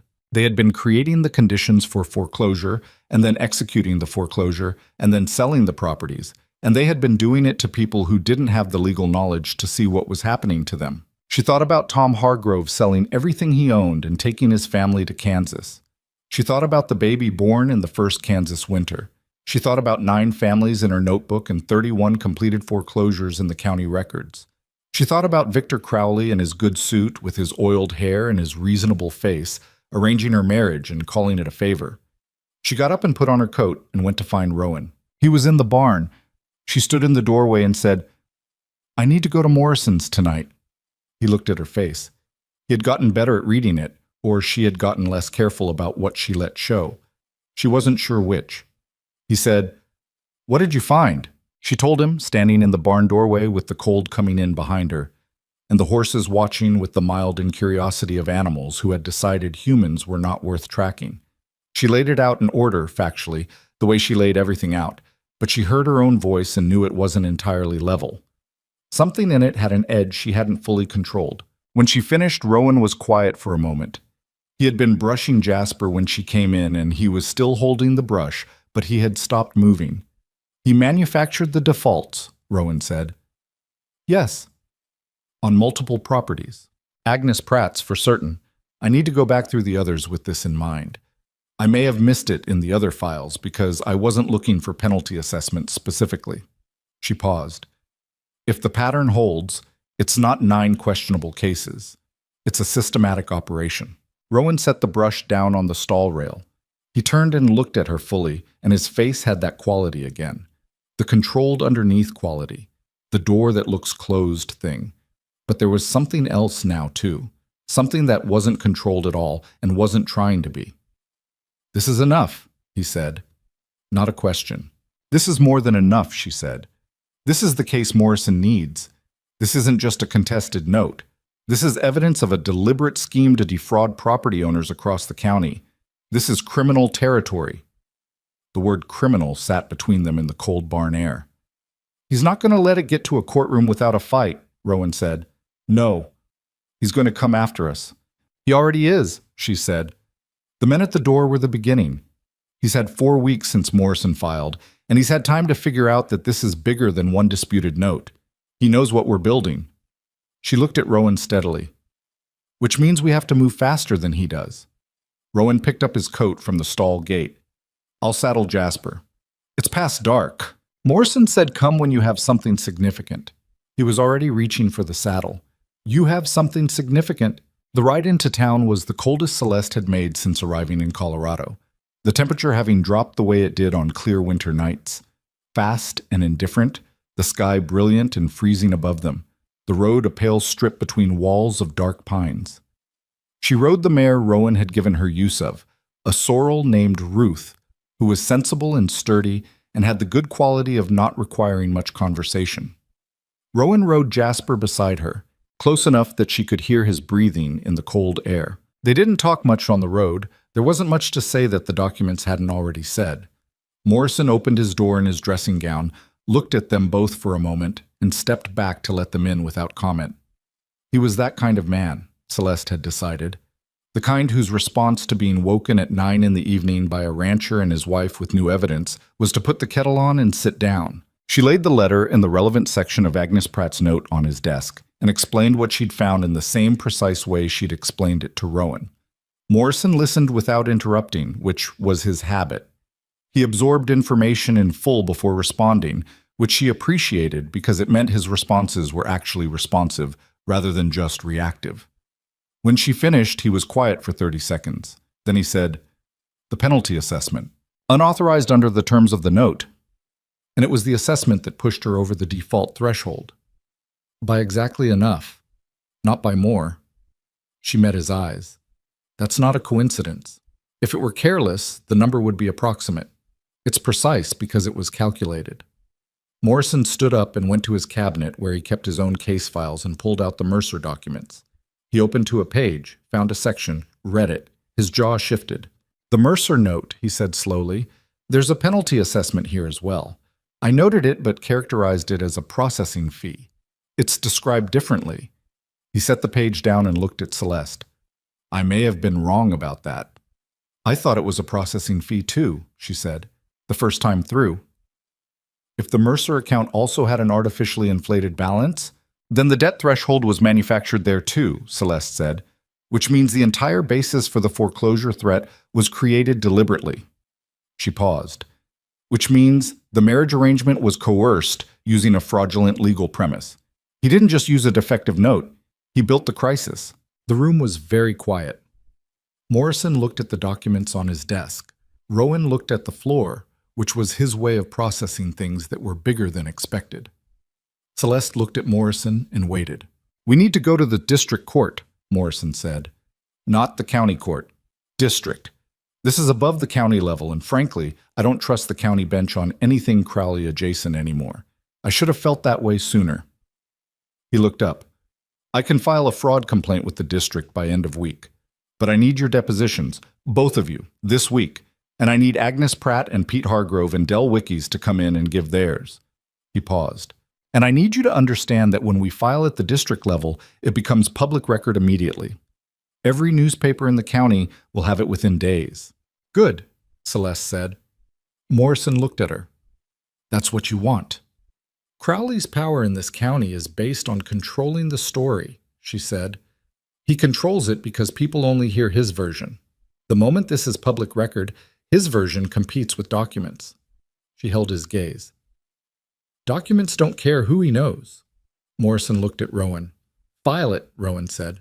The next morning, Celeste went back through every document in every case file with the penalty assessment question in the front of her mind, and she found variants of the same structure in 6 of the 9 files she had flagged.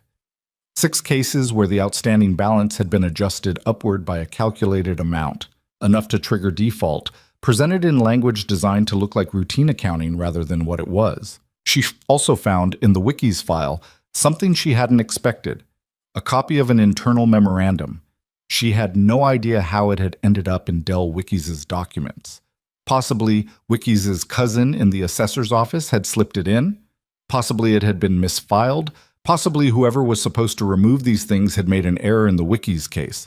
A memorandum from Crowley's company to Belford, the attorney, dated 3 years prior, discussing what it called threshold management on a list of accounts. Threshold management. She read the memorandum 3 times. It was written in the careful language of people who know what they're doing is wrong and have decided that the trick is to never say it plainly. But the meaning was not obscure once you knew what to look for. The memorandum described a systematic process for reviewing accounts, identifying which ones were close to the default threshold, calculating adjustments that would push them over, and timing the filing of foreclosure actions to minimize the window for legal response. It was, she thought, the most damning document she had ever held in her hands. She sat with it for a long time before she moved. Then she made 3 copies of it by hand, careful, exact, letter by letter, and put the original in the locked tin with her own documents, and put 1 copy in a separate envelope addressed to Morrison, and kept 1 copy in her notebook. She did not put all 3 copies in the same place. She had started to think about redundancy, about what happened to evidence that existed in only one place. She told Rowan about the memorandum that evening. She set it in front of him at the kitchen table and watched him read it, or try to read it. He tracked through it slowly, parsing the legal language with visible effort, but he got there. She watched the moment he understood what threshold management meant, applied to his own account, and Eleanor's careful paperwork, and 3 years of building toward a crisis that Victor Crowley had engineered from a desk in a stone building with peeling green paint. His face went through several things and settled on something that was not any of the clean emotions, not pure anger or pure grief, but the specific compound of a person who has just understood the full dimensions of how they were wronged and is deciding what to do with that understanding. He built it, Rowan said. His voice was quiet, too quiet. From the beginning, he bought the note specifically to do this. That's what the memorandum indicates.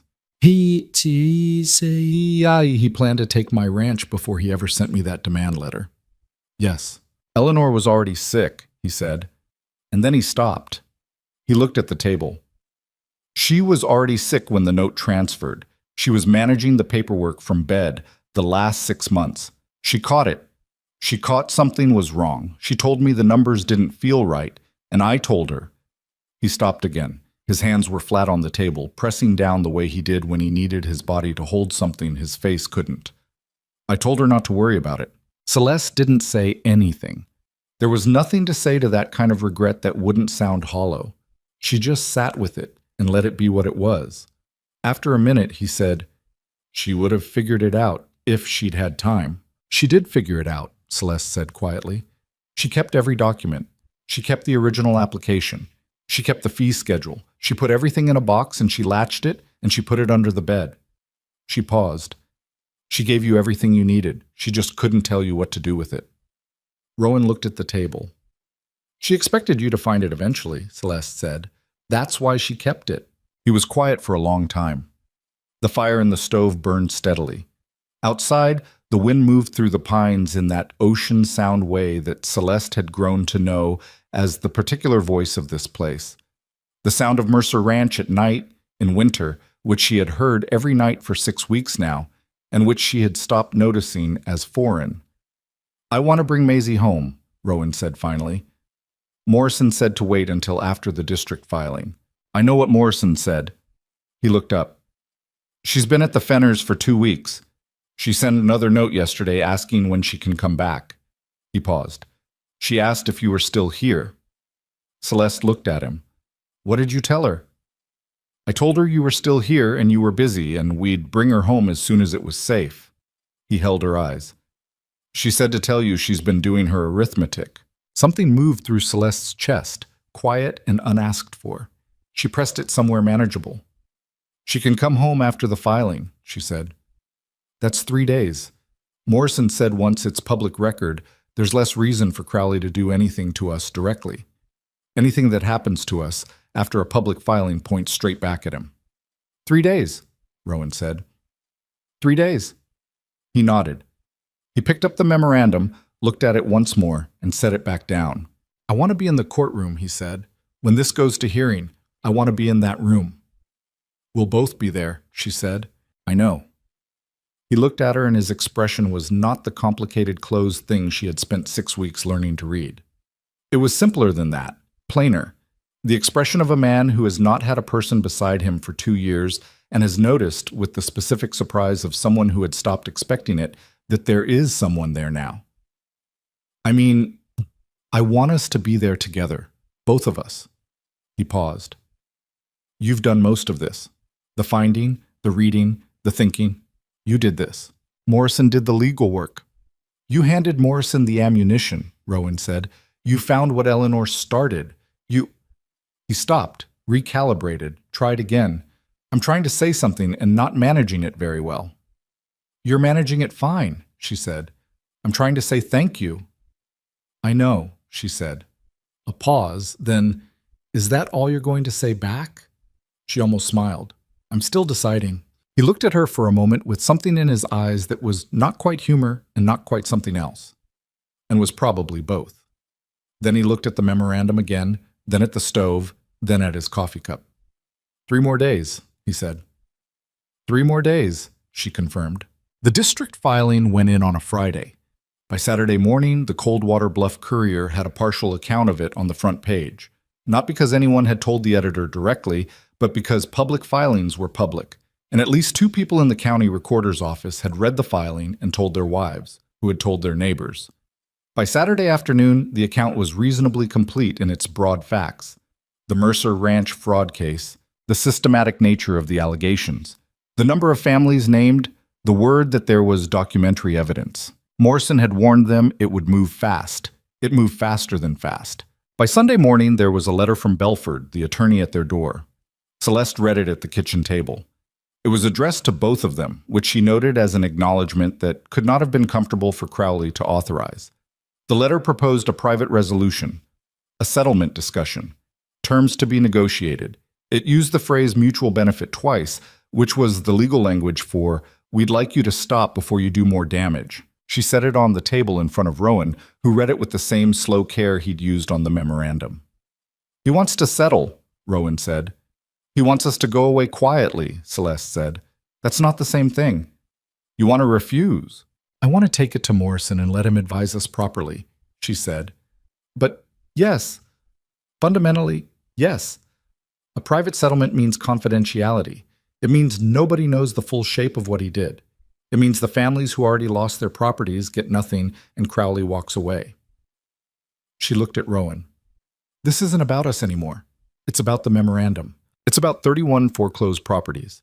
And every family that lost something because he manufactured a crisis they didn't know was manufactured. Rowan read the letter a second time. He set it down. Morrison, he said. Today, if possible. He stood up. He was already dressed. He was always dressed before she came to the kitchen, one of the reliable rhythms of his days that she had absorbed without meaning to. He picked up his coat. I'll get the horses, he said. Morrison read the settlement letter with no expression whatsoever, which was, Celeste had learned, a different thing from having no reaction. When he set it down, he said, He's scared. He should be, Rowan said. He should be, Morrison agreed. But scared men are unpredictable. This letter is the polite version of what he might do. He looked at them both. You need to understand that if you refuse this, and I believe you should refuse it to be clear, he is going to escalate. The men at your door were a warning. Actual escalation is different. What does actual escalation look like? Celeste said. Morrison looked at her. Interference with witnesses, tampering with filings, pressure on the district clerk. Possibly something more direct. He paused. He has enough influence with the county sheriff's board that he could create legal problems for you that would need to be defended. Nuisance actions, false complaints, things that would cost time and money, even if they came to nothing. He can't do all of those things simultaneously, Celeste said. Not without each one being visible. And visible right now with a public fraud filing and a Courier article and a district hearing scheduled means that every move he makes points back at him. That's correct, Morrison said, which is why we move quickly. The hearing is in 3 weeks. Between now and then, we need all 4 witness depositions complete, your complete documentary evidence compiled in admissible form, and a brief that makes the systematic nature of the fraud impossible to dispute. He looked at Celeste specifically. I need you to write up a full account of how you found the penalty assessment pattern, narrative form, step by step, because you are going to be asked to explain it in that courtroom, and it needs to be clear enough that a judge who doesn't know property law can follow it. I can do that, she said. I know you can. He almost said something else, then stopped. then said it anyway. Mrs. Mercer, what you found in those documents, the memorandum specifically, is the kind of evidence that changes careers. Crowley's attorneys are going to attempt to challenge how it was obtained, argue it's inadmissible, argue it was misfiled and therefore improperly accessed. I want you to be prepared for that. They're going to try to make the finding about you rather than about the fraud. They're going to try to make me the problem, she said. Yes. That's not new, she said flatly. That's what people do when they can't argue the substance. Morrison held her gaze for a moment. No, he said. It's not new. And something in his voice acknowledged, in the understated way of cautious men, that he knew something about what it had cost her to be in this room with this evidence having come from where she'd come from. She didn't need the acknowledgement, but she didn't refuse it either. On the wagon ride home, the snow had gone hard and the road was slick in places, requiring attention. They rode mostly in silence, which was fine. There was enough happening inside the silence to fill it. It was Rowan who spoke first, about a mile from the ranch turnoff. I'm going to get Maisie tomorrow, he said. Celeste looked at him. The filing is public.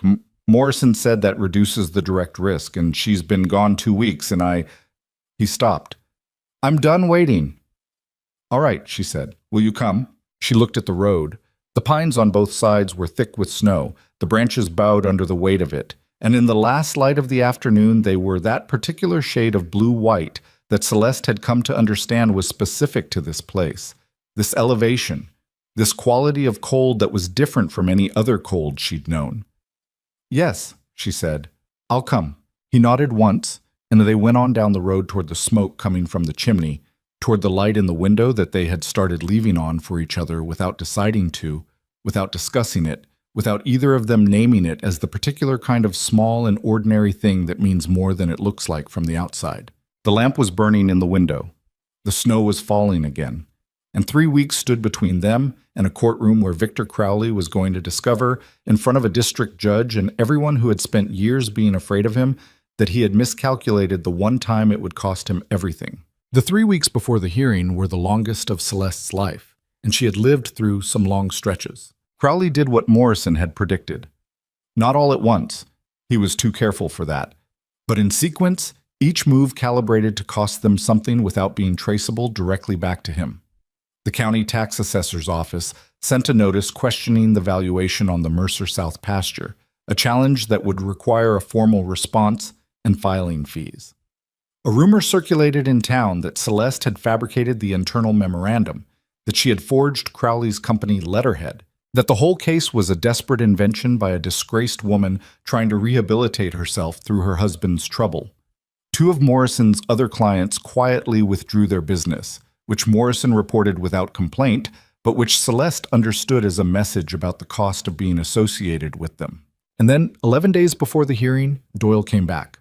He came alone this time, no thin attorney beside him, and he came in the evening when the light was already gone and the ranch was the kind of dark that was specific to places far from towns. Full dark, the mountains invisible, the only light the lamp in the window and the stars overhead. Rowan was in the barn finishing the last feeding. Maisie was at the kitchen table working through a reading lesson with Celeste, sitting close enough that their shoulders almost touched, which had become her habit over the 2 weeks since she'd come home. She had attached herself to Celeste's physical proximity with the matter-of-fact practicality of a child who had decided something and wasn't interested in discussing it. Celeste heard the horse before Maisie did. She looked up and looked at the window. "Go to your room," she said to Maisie.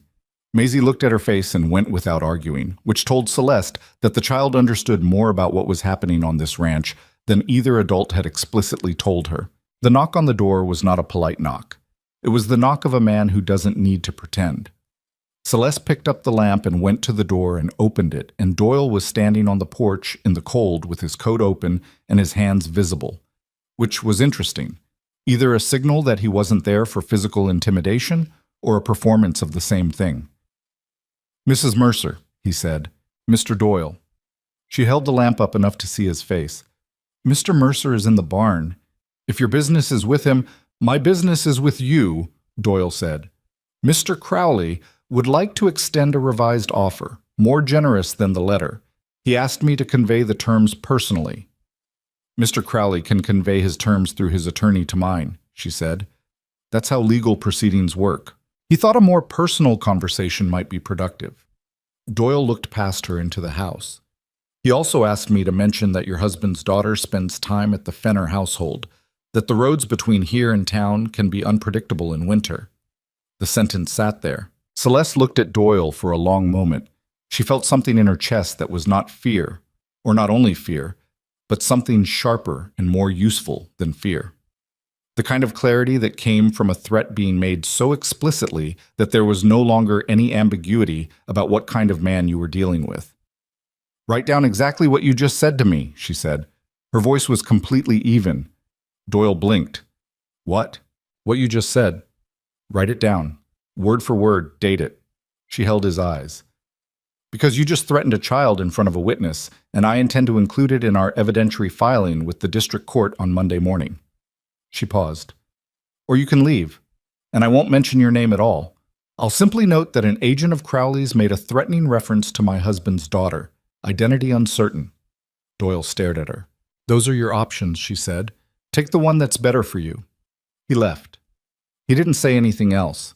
He turned and walked to his horse and rode away into the dark, and Celeste stood in the doorway and watched until she couldn't hear the hooves anymore. And then she closed the door and stood with her back against it. Rowan was coming across the yard from the barn. He must have seen the horse from inside. He came in through the door and looked at her face and said, "What happened?" She told him. She told him the specific words Doyle had used about Maisie and the roads, and she watched the door that looks closed thing happen on his face, except this time the door did not hold. Something came through it that she had not seen on him before. Not the controlled deep anger she'd seen when she'd told him about manufactured defaults, not the compressed grief she'd seen when he understood what had been done to Eleanor's careful paperwork. Something colder and more direct. The face of a man who has just been shown the exact boundary of what he will tolerate. He threatened Maisie, Rowan said.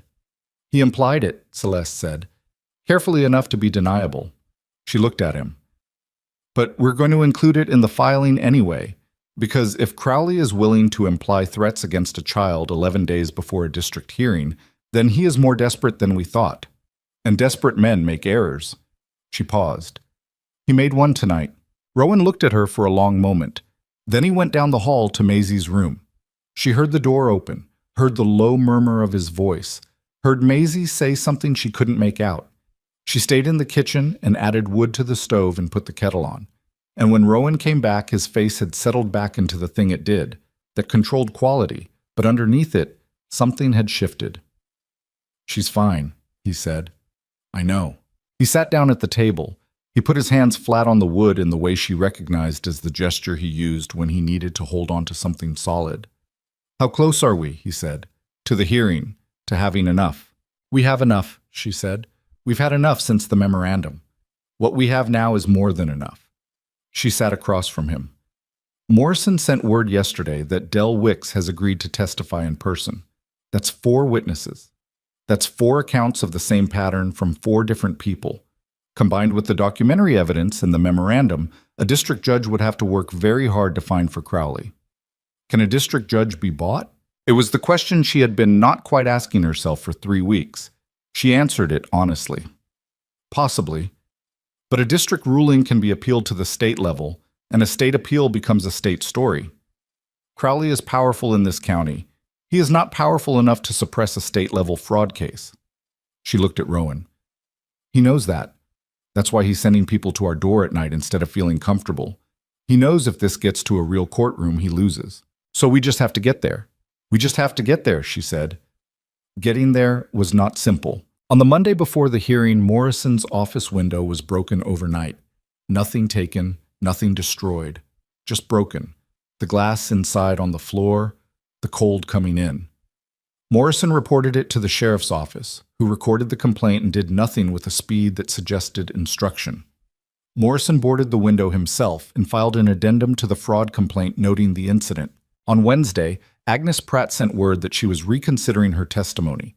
Celeste rode out to Agnes Pratt's rented room on the East Road herself.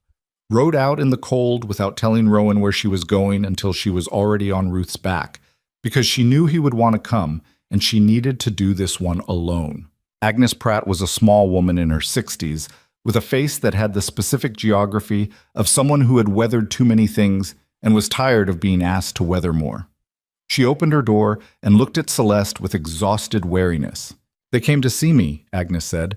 "Two men. They said if I testified, there'd be questions about how I managed my late husband's affairs. They said they could make trouble." "What kind of trouble?" "The kind that—" Agnes stopped. She looked at the floor. "My son has a contract with the county for road maintenance. They said the contract might not be renewed." Celeste stood in Agnes Pratt's doorway and looked at this woman and understood the full weight of what Crowley had built. Not just the legal fraud, but the web of dependencies and threats and small leverages that kept people in line, that made doing the right thing an unaffordable luxury for ordinary people with sons who had contracts in road maintenance businesses and things that could be taken away. "Agnes," she said, "I can't promise your son's contract will be safe. I can't promise that testifying won't have costs." She paused. "But I can tell you that if we lose this hearing, the costs are permanent. Crowley stays in power. He keeps doing this to people. Your testimony isn't the only one. There are 3 others. But yours matters because you're the clearest example of the penalty assessment fraud. You're the one where the numbers are most plain." Agnes was quiet. "You already lost your property," Celeste said. Not cruelly, plainly, the way she said plain things. "He already took it. He can't take it again." She held the older woman's eyes. "What he's threatening now is your son's livelihood. I understand why that's frightening, but I want you to consider what it means if a county where Victor Crowley can threaten a grieving widow's son over a road contract is also a county where he keeps all his power." Agnes looked out the window for a long time. Then she said, "My husband worked 40 years for that property." "I know," Celeste said. "He built the fence himself, every post." "I know." Agnes was quiet for another moment. Then, "I'll be there." The morning of the hearing was the coldest morning Celeste could remember in Colorado, which was saying something. The thermometer outside the ranch door read 15 degrees before sunrise.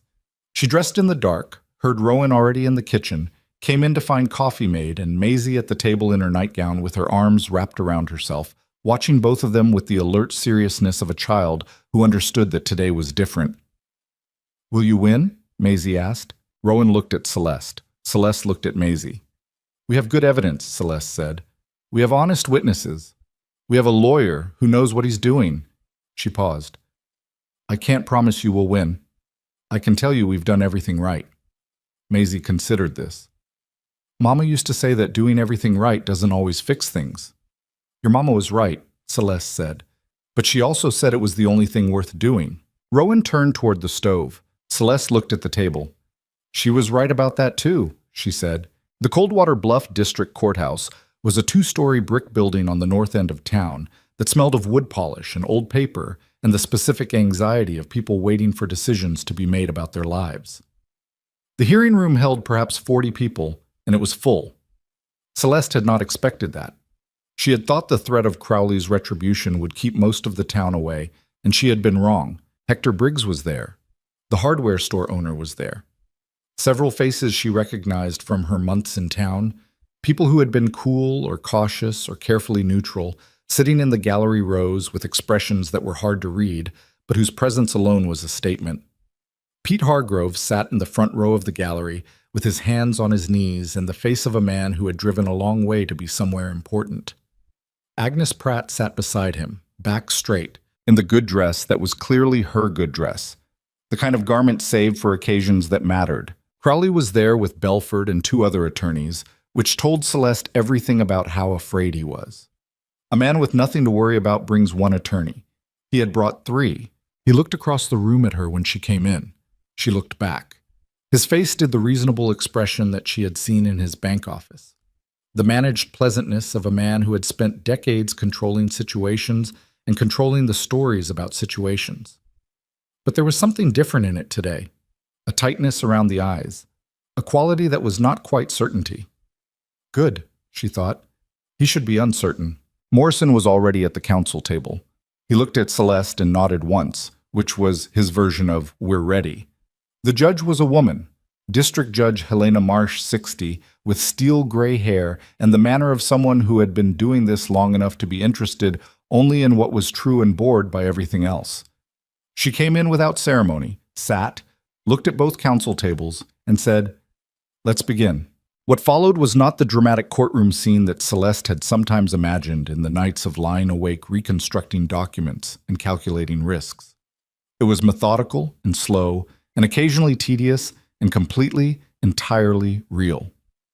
Morrison presented the evidence in the sequence they had built it: the original promissory note, the transfer deficiency, the penalty assessment pattern, the memorandum, the 4 witness accounts. He walked through each piece with the precision of a man who had spent 3 weeks organizing his argument to be impossible to misunderstand. Crowley's attorneys challenged everything.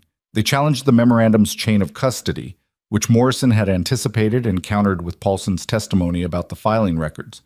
They challenged the interpretation of the transfer clause, which Morrison rebutted with 2 precedents from the state appellate court. They challenged Celeste's qualifications to analyze financial documents, which Morrison rebutted by having her explain her findings directly to Judge Marsh, while Marsh took notes. That was the moment Celeste would remember. Standing before a district judge and explaining in plain English exactly what she had found and how she had found it. The sticking letter E on the original note, the fee schedule in Eleanor's box, the penalty assessment in Agnes Pratt's file, the memorandum with its careful language about threshold management. She laid it out the way she would have laid out a lesson, clearly, in order, connecting each piece to the next. Judge Marsh listened without expression. She asked 2 questions. Both were precise and showed she understood the documents. Celeste answered them directly. Crowley's lead attorney tried to reframe Celeste's account as the work of a disgruntled woman with a history of making accusations against established institutions. Morrison objected. Judge Marsh sustained the objection with the flat brevity of someone who found that approach tiresome and said so. The witnesses testified. Agnes Pratt testified with the steady voice of a woman who had decided that her husband's 40 years deserved to be said plainly in a room where it would be recorded. Pete Hargrove testified about his brother's foreclosure and the letter Tom had sent from Kansas in the first winter. Del Wickies testified about the assessor's flag and what he'd found when he finally looked at his own documents. Crowley testified. It was the most instructive thing Celeste had watched in a long time. He was smooth for the first 20 minutes, reasonable, measured, the managed pleasantness doing its work. But Morrison had built his cross-examination around the memorandum, and a man who had written threshold management in a company document could not explain it away by being reasonable. Morrison asked him to explain the phrase. He said it referred to routine account review. Morrison asked him to explain why routine account review resulted in balance adjustments that consistently pushed accounts to the exact default threshold. He said accounting errors. Morrison asked why the errors were always upward and never downward. He said he would have to review the records. Judge Marsh looked at him for a moment when he said that. Just looked. It was a look that asked a very specific question without using words. The hearing lasted 6 hours. At the end of it, Judge Marsh said she would deliberate and deliver her finding within 7 days. 7 days was the next long stretch. The finding came in 5. Morrison's clerk rode out to the ranch with the notice. Celeste was in the yard splitting kindling. She had taken to the task in recent weeks, finding the clean mechanical work of it useful for thinking, when the clerk came down the road. She set down the axe and walked to meet him. She read the notice standing in the snow. Judge Marsh found in favor of the plaintiffs. The foreclosure action against Mercer Ranch was voided in full. The promissory note was declared unenforceable based on the documented deficiencies in the transfer and the fraudulent manipulation of the account balance. The district court was referring the matter to the state attorney general for criminal investigation of systematic fraud across all 9 documented cases. Crowley's company was ordered to cease all collection actions on the flagged accounts pending the criminal investigation. A lien had been placed on Crowley's assets. She read it again. Then she walked to the barn where Rowan was working because he should read it himself. He read it standing in the barn doorway, the paper in his hands. She watched him. He read slowly, the way he read everything, giving the words the attention they deserved. When he got to the bottom, he was still for a moment, looking at the last line. Then he looked at her. She didn't say anything. She didn't need to. He could see her face, and her face was not the face of someone who had won something. It was the face of someone who had gotten to the other side of something long and difficult and was still processing what the other side looked like. He held out the paper to her, and she took it back, and they stood in the barn doorway in the winter light and let it be real. The collapse of Crowley's local empire was not elegant. These things never are. It took months, not days. The state attorney general's investigation moved at its own pace, which was deliberate and thorough. Crowley's network of leveraged relationships fell apart gradually, not because people suddenly had courage they hadn't had before, but because his ability to threaten consequences had depended on his ability to deliver them. And a man with a criminal investigation and a lien on his assets and his company's operations frozen could not deliver the same consequences he once had. The fear, without the machinery behind it, turned out to be just fear. Freestanding, unsupported, lighter than it had looked. Doyle disappeared, not dramatically. He just stopped being in Coldwater Bluff, which the town noted and did not mourn. Belford, the attorney, filed for reassignment to Crowley's Denver office and was declined, the Denver office having its own problems by then. By spring, Crowley himself had been formally charged with fraud, and by summer he had been tried and convicted on 7 counts, and he was led out of a Denver courtroom in August with the same careful posture he'd always had, the reasonableness still on his face, but alone for the first time. His attorneys on one side of the bar, not the other. The town remembered. Towns always do, though not always the right things.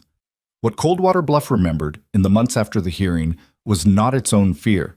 Memory had a way of softening that. What it remembered was the woman who had come to town in disgrace and gone through a strange marriage and spent winter nights with a lamp burning past midnight and found the piece of paper that undid a decade of systematic theft. The story simplified itself, as stories do, and lost some of its texture in the simplifying. But the basic fact of it stayed. Agnes Pratt did not get her property back. The criminal investigation complicated the question of restitution, and the legal process of recovering lost properties was slow and uncertain. She knew this going in. What she got instead was a formal acknowledgement in a state court document that her property had been taken from her through fraud, that her husband's 40 years of work had been stolen, not lost. It wasn't land, but it was the truth, in the specific permanent form that a court document has, and she told Celeste once that it mattered more to her than she'd expected. Pete Hargrove wrote a letter to his brother in Kansas. Celeste never knew what it said. Morrison's practice doubled in the year after the hearing. He acquired a junior associate, a young man from Denver, and expanded to a proper office on the main street, larger than the 2 rooms above the barber shop. He never said much to Celeste about what the case had meant to him personally, but he had a way of greeting her in town, a small nod that was specific to her, different from how he greeted other clients, and she understood it as one careful person's acknowledgement of another. Mercer Ranch in spring looked nothing like Mercer Ranch in the gray October when Celeste had arrived. The aspens came in pale green and shaking. The elk fence held. The south pasture drained early, and Rowan pronounced it a good omen, then said he didn't believe in omens, then continued looking pleased about the pasture. Maisie grew half an inch between November and April and was proud of it in the specific way of children who track their own development as evidence of something. She had started reading the books on Celeste's shelf, not just the primers, but the others, the histories and the collections of essays, pulling them down without asking permission and reading them in the window seat with her knees pulled up and her river stones lined up on the sill beside her.